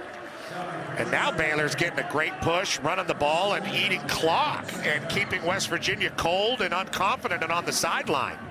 This game has really changed. Just a wild turn of events.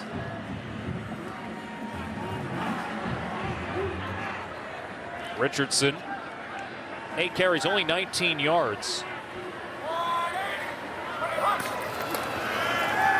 Play action this time.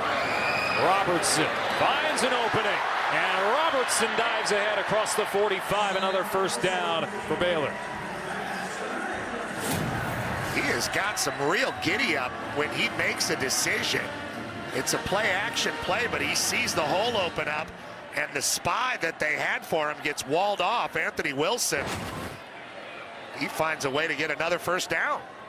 Robertson, who not only is 10 for 10, 142 yards. Look at this 10. Robertson also leading Bears in rushing. Stands to reason, and he's been their most effective rusher. Otherwise, they've been shuffling guys through. They've all been pretty good, though. Now, this time the play blows up on a design run. And he's brought down in the backfield. Jalen Thornton was not fooled on the edge there. Loss of 4. He was right there in the backfield, and the way this run game has been going, we'll see if they can get another first down when they're behind the sticks. They've thrown the ball downfield to some tight ends, and recently Keytron Jackson very much involved.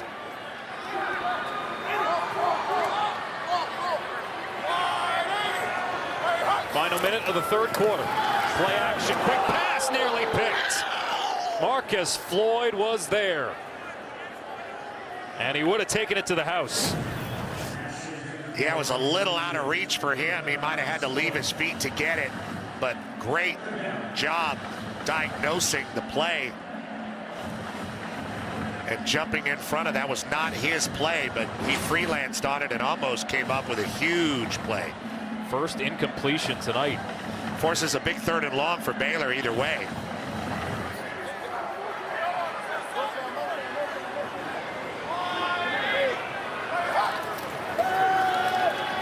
Robertson with time, and he'll complete underneath to Jackson, who will scamper out short of the first down. About 2 yards shy, so what will the call be here for Baylor as the quarter winds down? Yeah, interesting moment here for Dave Aranda. They don't have much to lose, as we've discussed, as the season goes, and they're going to go fast. Or look like I got him the jump. It's a free play. Robertson to pass, caught at the 29-yard line by Josh Cameron, his first touch tonight. And that'll take us to the end of the quarter. Tyron Bradley was the guy he caught. Number 8, defense in the neutral zone at the snap. The penalty is declined. The result of the play is a first down. West this Virginia, is the end of the third quarter. Undisciplined this quarter, and Baylor finding their mojo. We got ourselves a heck of a game as we head to the fourth quarter. 1-point lead. The Bears trying to sick them and get back in the W column. Senior day for Baylor. And they have put on quite a show in the second half, erasing a 13-point halftime deficit. Just came out of the locker room inspired for the third quarter. Pitch to Richardson. And he's bottled up, surging ahead to pick up a couple extra yards, gain of 3.5 on the play. Anthony Wilson came up, made a pretty physical tackle. But just the extra push, the extra oomph, the falling forward. In the first half, it was West Virginia. This half, it's the Baylor Bears, and you see this West Virginia defense huffing and puffing a little bit. Yep. Rough body language.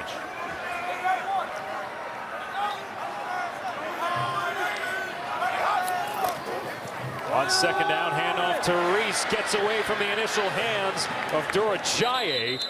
and is able to create a 3rd and short. Yeah, that looked like it was going to go for a little bit more, didn't it? Reese couldn't figure out if he wanted to take an inside route or hop to the outside, which he's done so much to so much success in this game, and just kind of got caught in no man's land. Still a positive game, but I thought that was going to go for a bit more. If you weren't with us earlier, Reese with 2 kickoff return touchdowns, one 96 yards, another 93. That kept Baylor in the game at the time. Take the handoff. Robertson takes a couple of hard shots. Spins ahead, but only gets a half yard. Lee Koba among the hands in there. And the first time we really called his name in a while. Leading tackler for West Virginia for the 2nd straight year. Yeah, 2nd in the Big 12 in tackles. Emotional leader, plays a lot, doesn't come off the field. That was a tough mesh there for Robertson. He made the right decision pulling it, but could not get the extra 2 yards he needed for the 1st down. Baylor's going to kick it. 39-yard attempt. Extend the lead. And this is good. So the Bears get points out of this drive, and they've scored on all 3 drives this half. Final week of the regular season. Final week for our crew this year. Producer Brad Weimer, director Brian Biederman, AD Ian Martin, our broadcast associates Jackie Chung, Warren Sales. Had a lot of fun this year. We've seen a lot of great football. Champions and heroes, all of them. More so than us, that's for sure. Much appreciated. We'll have a nice celebration after the game. First, business to take care of as West Virginia back on offense, and this is Jaheim White on the return, but not much doing there. They'll start at their own 17-yard line. So we've detailed the penalty situation for West Virginia. Offensively, what has to change here? Well, I would say it's really about what Baylor's been doing defensively. They've just come out with a little bit more oomph. They're not getting blocked. They're getting off their blocks. They're getting to the West Virginia running backs. Now, Garrett Green's been dropping back and launching the ball downfield, and they are susceptible in the back end. They have been all year. But Baylor's just shown a lot more fire. White up the middle. Is that a little bit of getting away from their identity, too? What makes them tick? This is a team that runs the ball better than pretty much every team in the country, 5th in rushing yards. Yeah, and it was pouring rain when the game started, and they came out throwing. They racked up a lot of yards in the first half, and a lot of their guys got loose, and Garrett Green was running the ball well. You see Chad Scott, the OC, right there. I really think it's just a matter of momentum and play at the line of scrimmage. They just have not been as sharp. White again. White this time of the crease.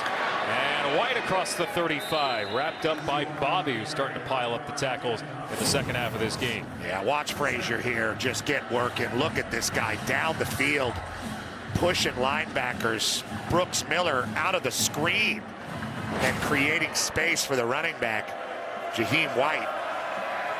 That's what they were doing in the first half.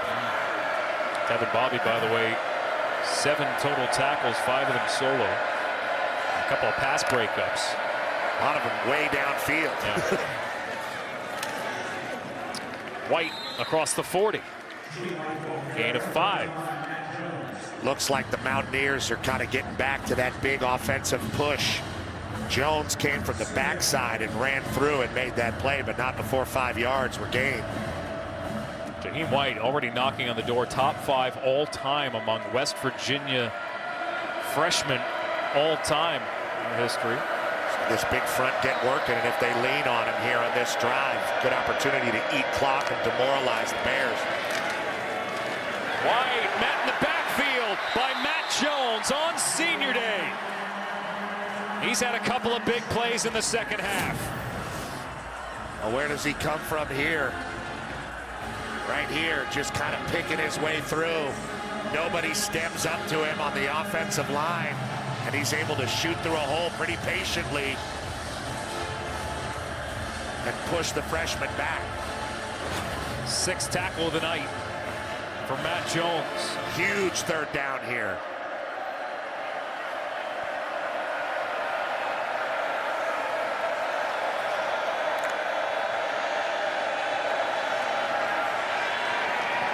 Green to pass. Downfield. Incomplete. Intended for Traylon Ray down the sideline. And it's 4th down. The Mountaineers will have to punt. And Green had him open. Led him just a little bit too much. He was by Jenkins, kind of ran him into Bobby. He took a big hit.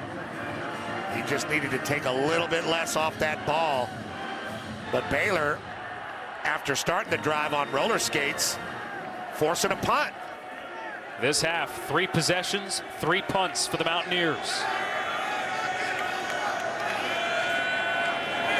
Straw to his right. Booted away.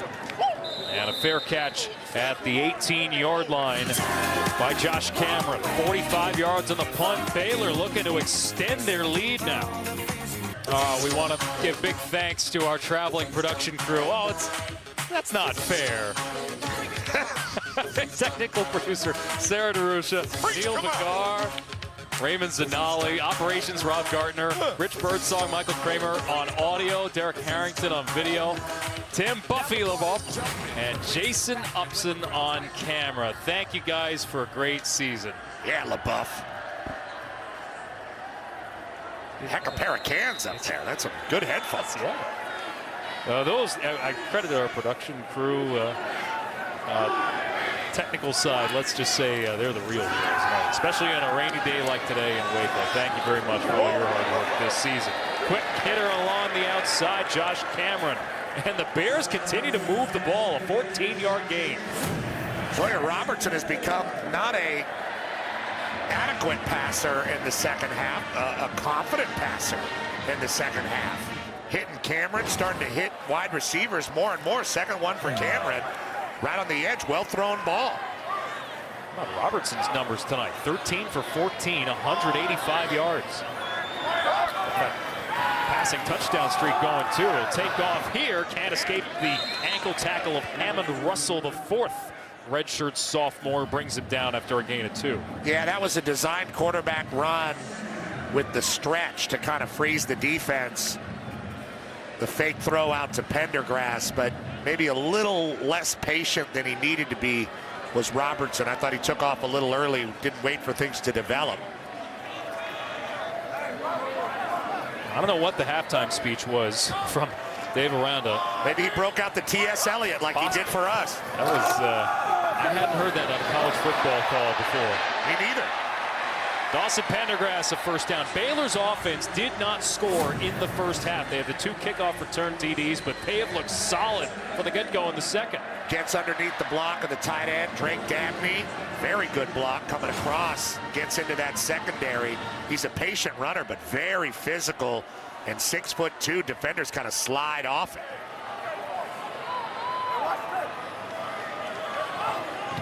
Touchdown, field goal for Baylor this half. Up by 4. Robertson completes underneath. Richardson wrapped up by Bartlett. Gain of 1. Yeah, he was looking touchdown way downfield there, and then just hit his check down, which was Richardson coming off the fake. He's showing a lot of poise here down the stretch, making good decisions. Blake Shapen, who's been the starter most of the season, out with a head injury sustained late in the game last week against TCU.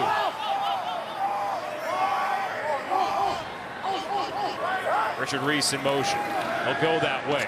And he dropped it. That's a live ball as it's ruled on the field. He'll cover it. It should be an incomplete pass. Looked like a forward pass. They ruled it on the field as a backward pass. Went right off the chest. Did a good job staying after it. Yeah, good presence of mind. Hold up, Might have a buzz from upstairs. Good job by Cameron Bonner, too, staying on his block, recognizing that the whistle had not blown. Yeah, the officials have yet to spot the ball. They're going to look at this upstairs, I think. The previous play is being reviewed to determine if the pass was forward.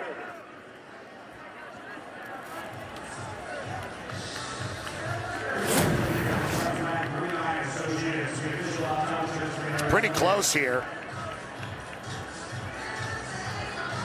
It's kind of at the 37 there. And remember, the call on the field is going to be significant here. Right. I feel like you might have to be a physicist to figure that one out. Very close. And you understand why the whistle didn't blow in that situation, because the refs want to be cautious and make sure that if it looked like it was a backward pass, that the play continued, and they did.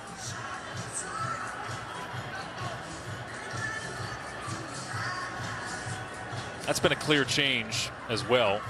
And officials have been told, and we heard this in the preseason seminar as well, like they want to, in cases like this, let the play take its normal course of action.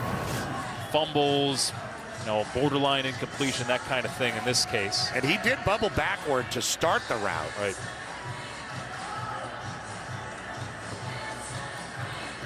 And I'm not sure if that, I'm not sure if they're going to be able to overturn that.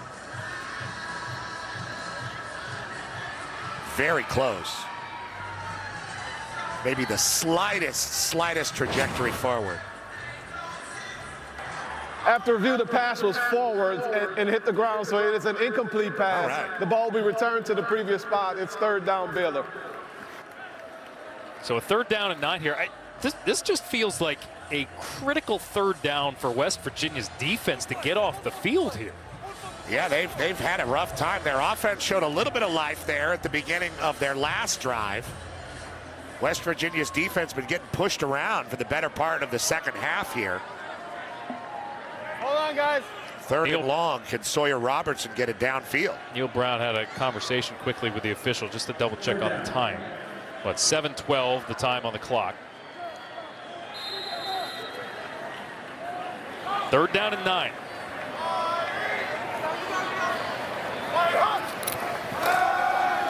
Robertson to pass, under pressure, steps up, gets away, and is finally tracked down.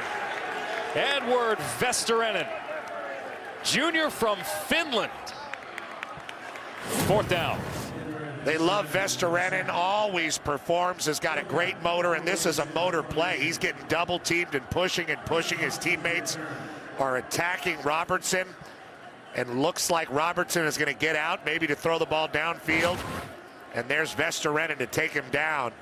West Virginia with another opportunity. First time that the Mountaineers D has come up with a stop. This is a short punt. And will land at the 37-yard line.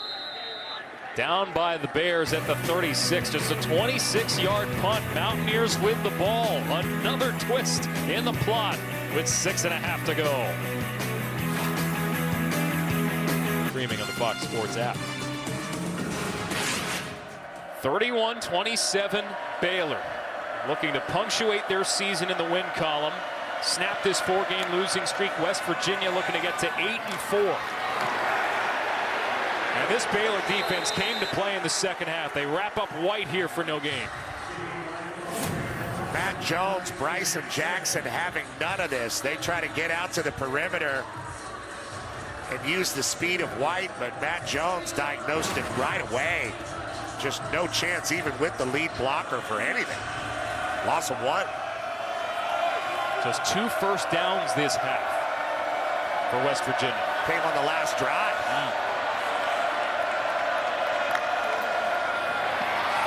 White, nowhere to go.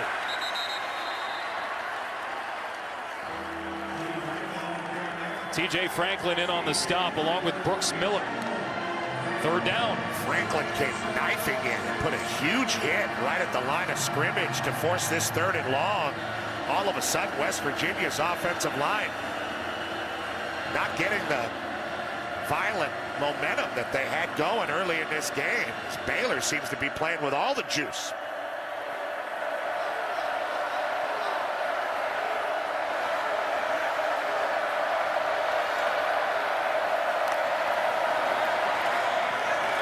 Green fires, caught, but this is going to be short of the first down. Hudson Clement And now what do the Mountaineers do here? They're going to be short by about a yard.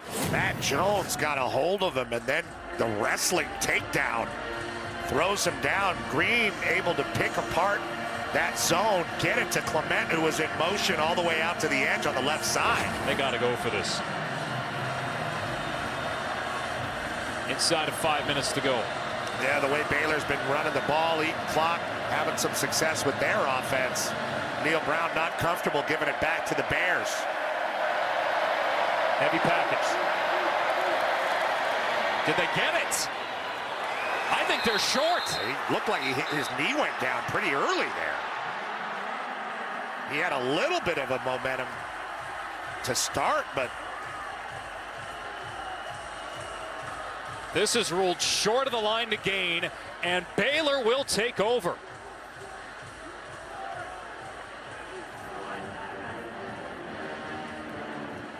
I don't even think they'll need a measurement. No, they will not. Baylor ball.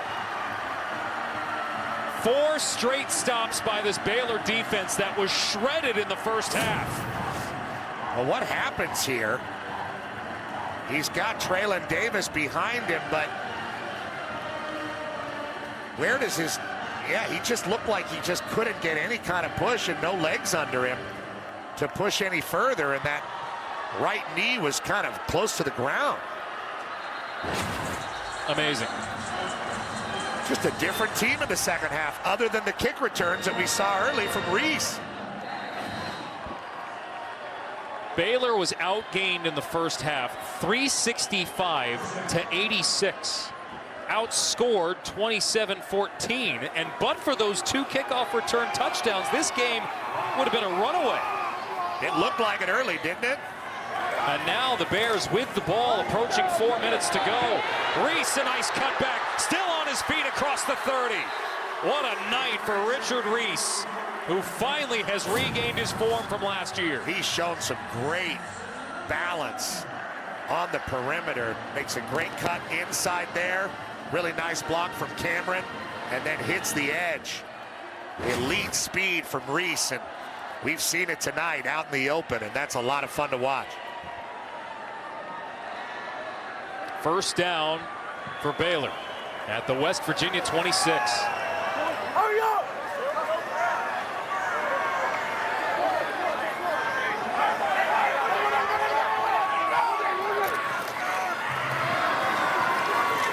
The middle, about a yard or so for Pendergrass. Clock is becoming a big issue here, which is why West Virginia went for it there on 4th down. Mountaineers still with all 3 timeouts. About as frustrating of a half as you can imagine for Garrett Green, and the opposite for Robertson. And again, what's at stake here for West Virginia, a team that was picked to finish dead last. They can finish top 5 guaranteed with a win here tonight. On 2nd down, handoff, Pendergrass. Met in the backfield and pushed back for a loss. Russell on the stop. And the clock now inside of 3 minutes to go.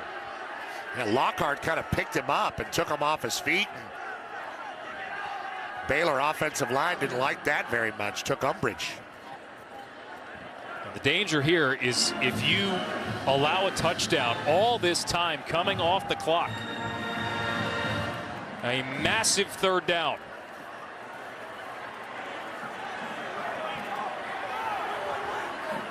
Baylor in field goal range.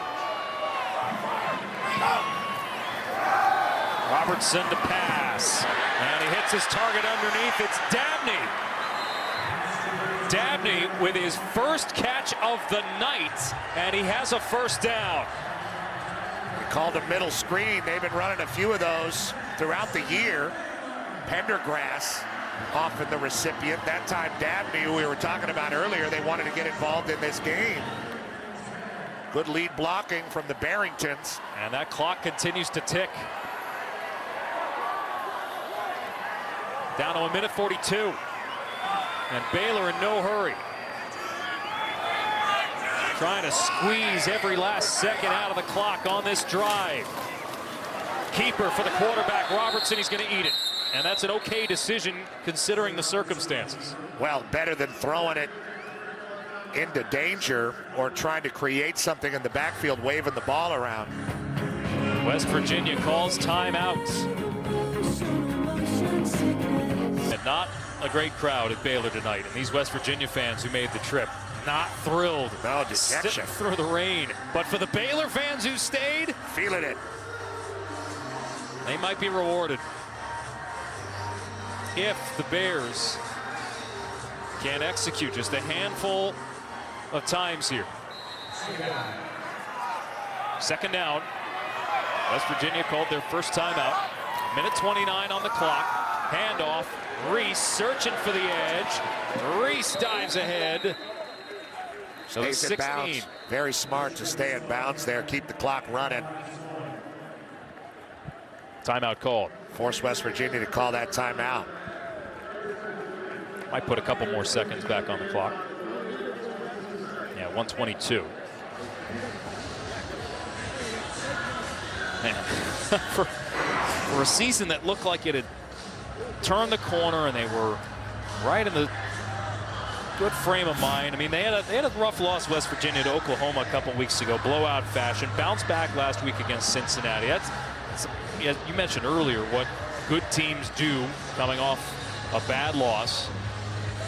Tonight, they were looking like they were about to blow this game open. Baylor was having none of it.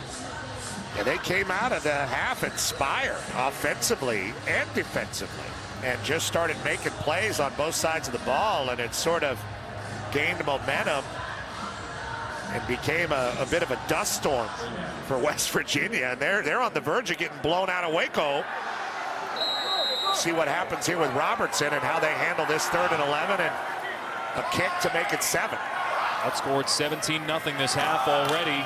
Pendergrass up the middle, and immediately Neil Brown uses his last timeout. It'll be 4th down. Baylor will set up the field goal to try to make it a 7-point game.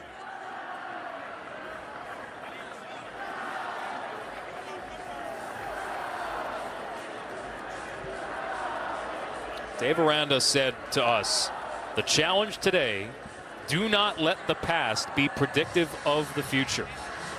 Well, you could use that in microcosm between the two halves. You see him kind of giving a knowing smile to his offense as they come to the sideline.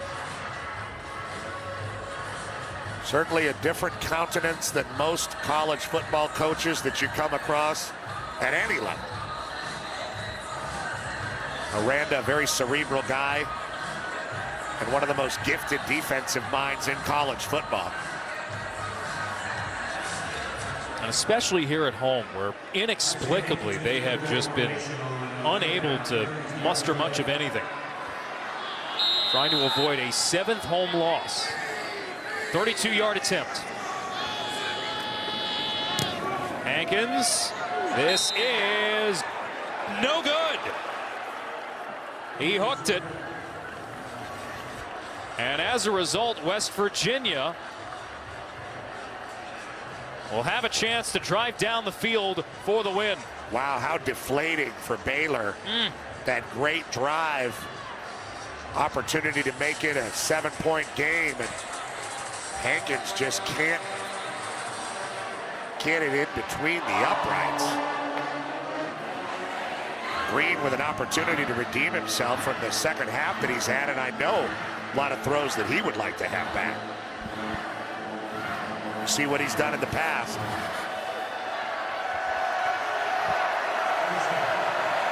West Virginia with just 26 rushing yards in the second half. They're going to have to throw the ball a bunch here with the clock inside of a minute 10 now. And this is great work after the catch for Clement. Yeah, Zach Frazier. Baylor. Frazier just grabbed him and tried to run him down the field like he was a football. Actually, this is an injury for West Virginia. Yeah, Frazier comes slipping off. He was the guy that was holding on to Clement and pulling him down the field, and you can see how angry he is about that. Brandon Yates comes in to play the center. That's something we're going to have to take a look at throughout. This is a new snapper in a critical situation. Snap clean to Green. Pressure coming. Green to pass. Caught by Clement yet again. Couple of big plays for Hudson Clement. And West Virginia is driving inside a minute to go. Green seems to have his fire back. Green on first down, plus side of midfield. Green takes off to the sideline and ducks out to stop the clock with 43 seconds to go. Green done this, been in this situation before, well aware of the clock and the situation, knows he needs to get to the sideline. His offensive coordinator, Chad Scott, is telling him anyway, though, and does a bit of a leap when he does make it out of bounds to stop the clock. So after the 23-yard catch to Clement, a scramble for Green out to the left. Gain of 8, second down and 2.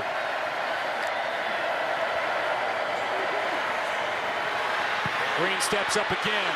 Green tucks and slides. First down for West Virginia. Clock stops to move the chains. 37 to go.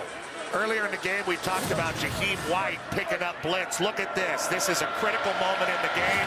That was a giant block on Brooks Miller. Green taking his shot. Overthrown. Looking for E.J. Horton.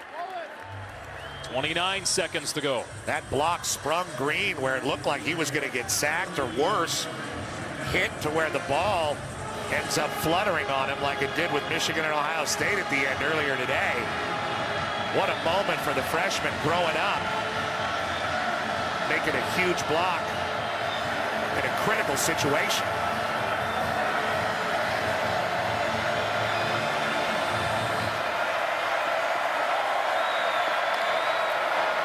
White in motion. Green throws sideline. Got it! Jaheim White with 23 seconds to go. And West Virginia takes the lead.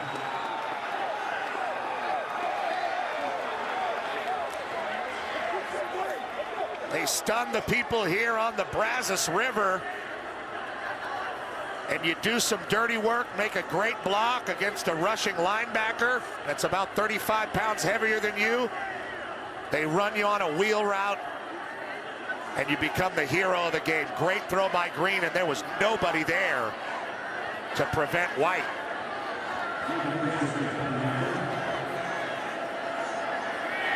West Virginia drives all the way downfield. 84 yards in under a minute. How about the momentum swing on the missed field goal, Alex? I mean, this has been a game of emotional swings of momentum.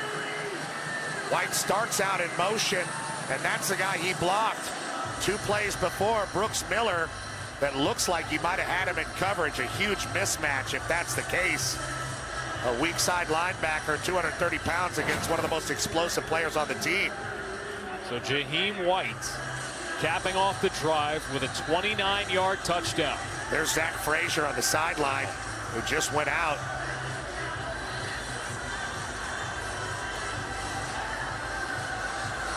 You mentioned earlier today kind of the similar circumstances in that Michigan-Ohio State game after an injury to their top lineman. And the very next play, the moment of the game. 6 plays, 80 yards, 51 seconds. Now Baylor, all 3 timeouts, but only 23 seconds. Now you can't squib it and give them a short field, because a field goal gets you to overtime if you're the Baylor Bears. Richard Reese is sitting back there hoping that they kick it to him again.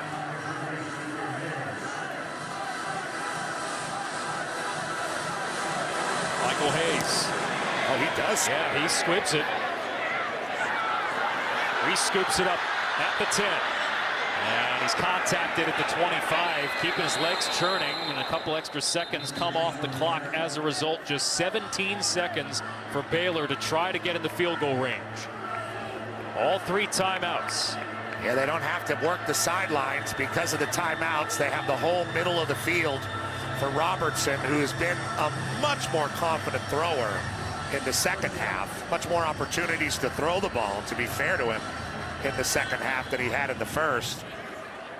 Can he pull this off? As has been a whale of a game 17 seconds to go. All 3 timeouts for Baylor. Trying for one more comeback.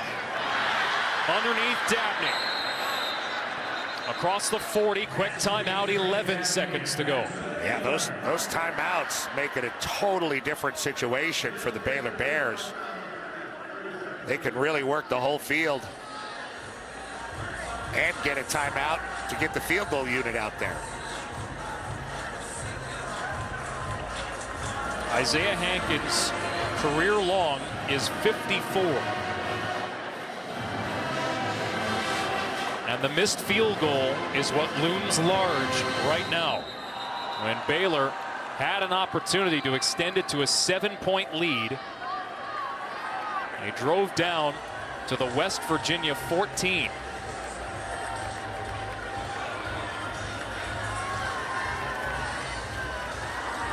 "11 seconds. Baylor at their own 40. Probably need to get to about the 35 of West Virginia to have a shot. Robertson. Time coming off the clock. Little shovel to Pendergrass, who ducks out of bounds with 4 seconds. And all that's left here is a Hail Mary. Good job by the freshman, just aware enough to get out of bounds in that situation. Not every young player is aware like that. But they are far from where they need to be to kick it, and not a lot of time left for another play. They're going to call a timeout here to talk it over.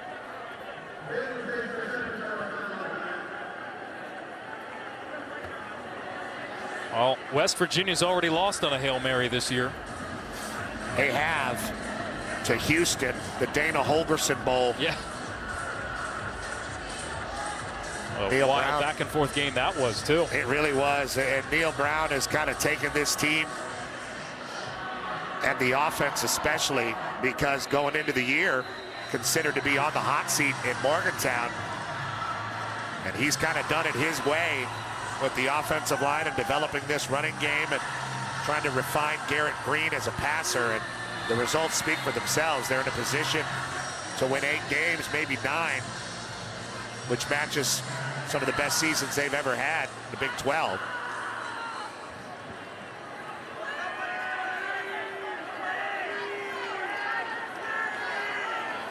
Pass interference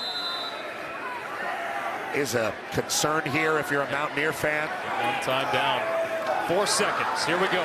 R.J. Martinez in the game. Backup QB. And the ball knocked out of his hands, and that's how it's going to end.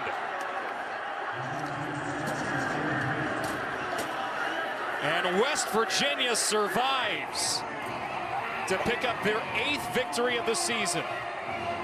Marcus Floyd is the guy that gets it out of Martinez's hand. They put R.J. Martinez, probably because of an arm strength, to try to get it down into the end zone. Robertson not as much range as far as that goes, and he never even gets the ball off because of a wild blitz from Marcus Floyd on the edge.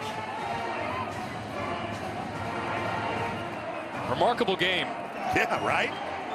Baylor winds up losing its 5th straight. 7 on their home field. That's a program record. And West Virginia, with their 8th victory, the most since 2018, they'll have a chance for a 9-win season in their bowl game. What a game, partner Petros. It was a pleasure yet again. Thank you, Alex. Tremendous season. Love you, buddy. 34-31 the final. Let's go to Mike Hill.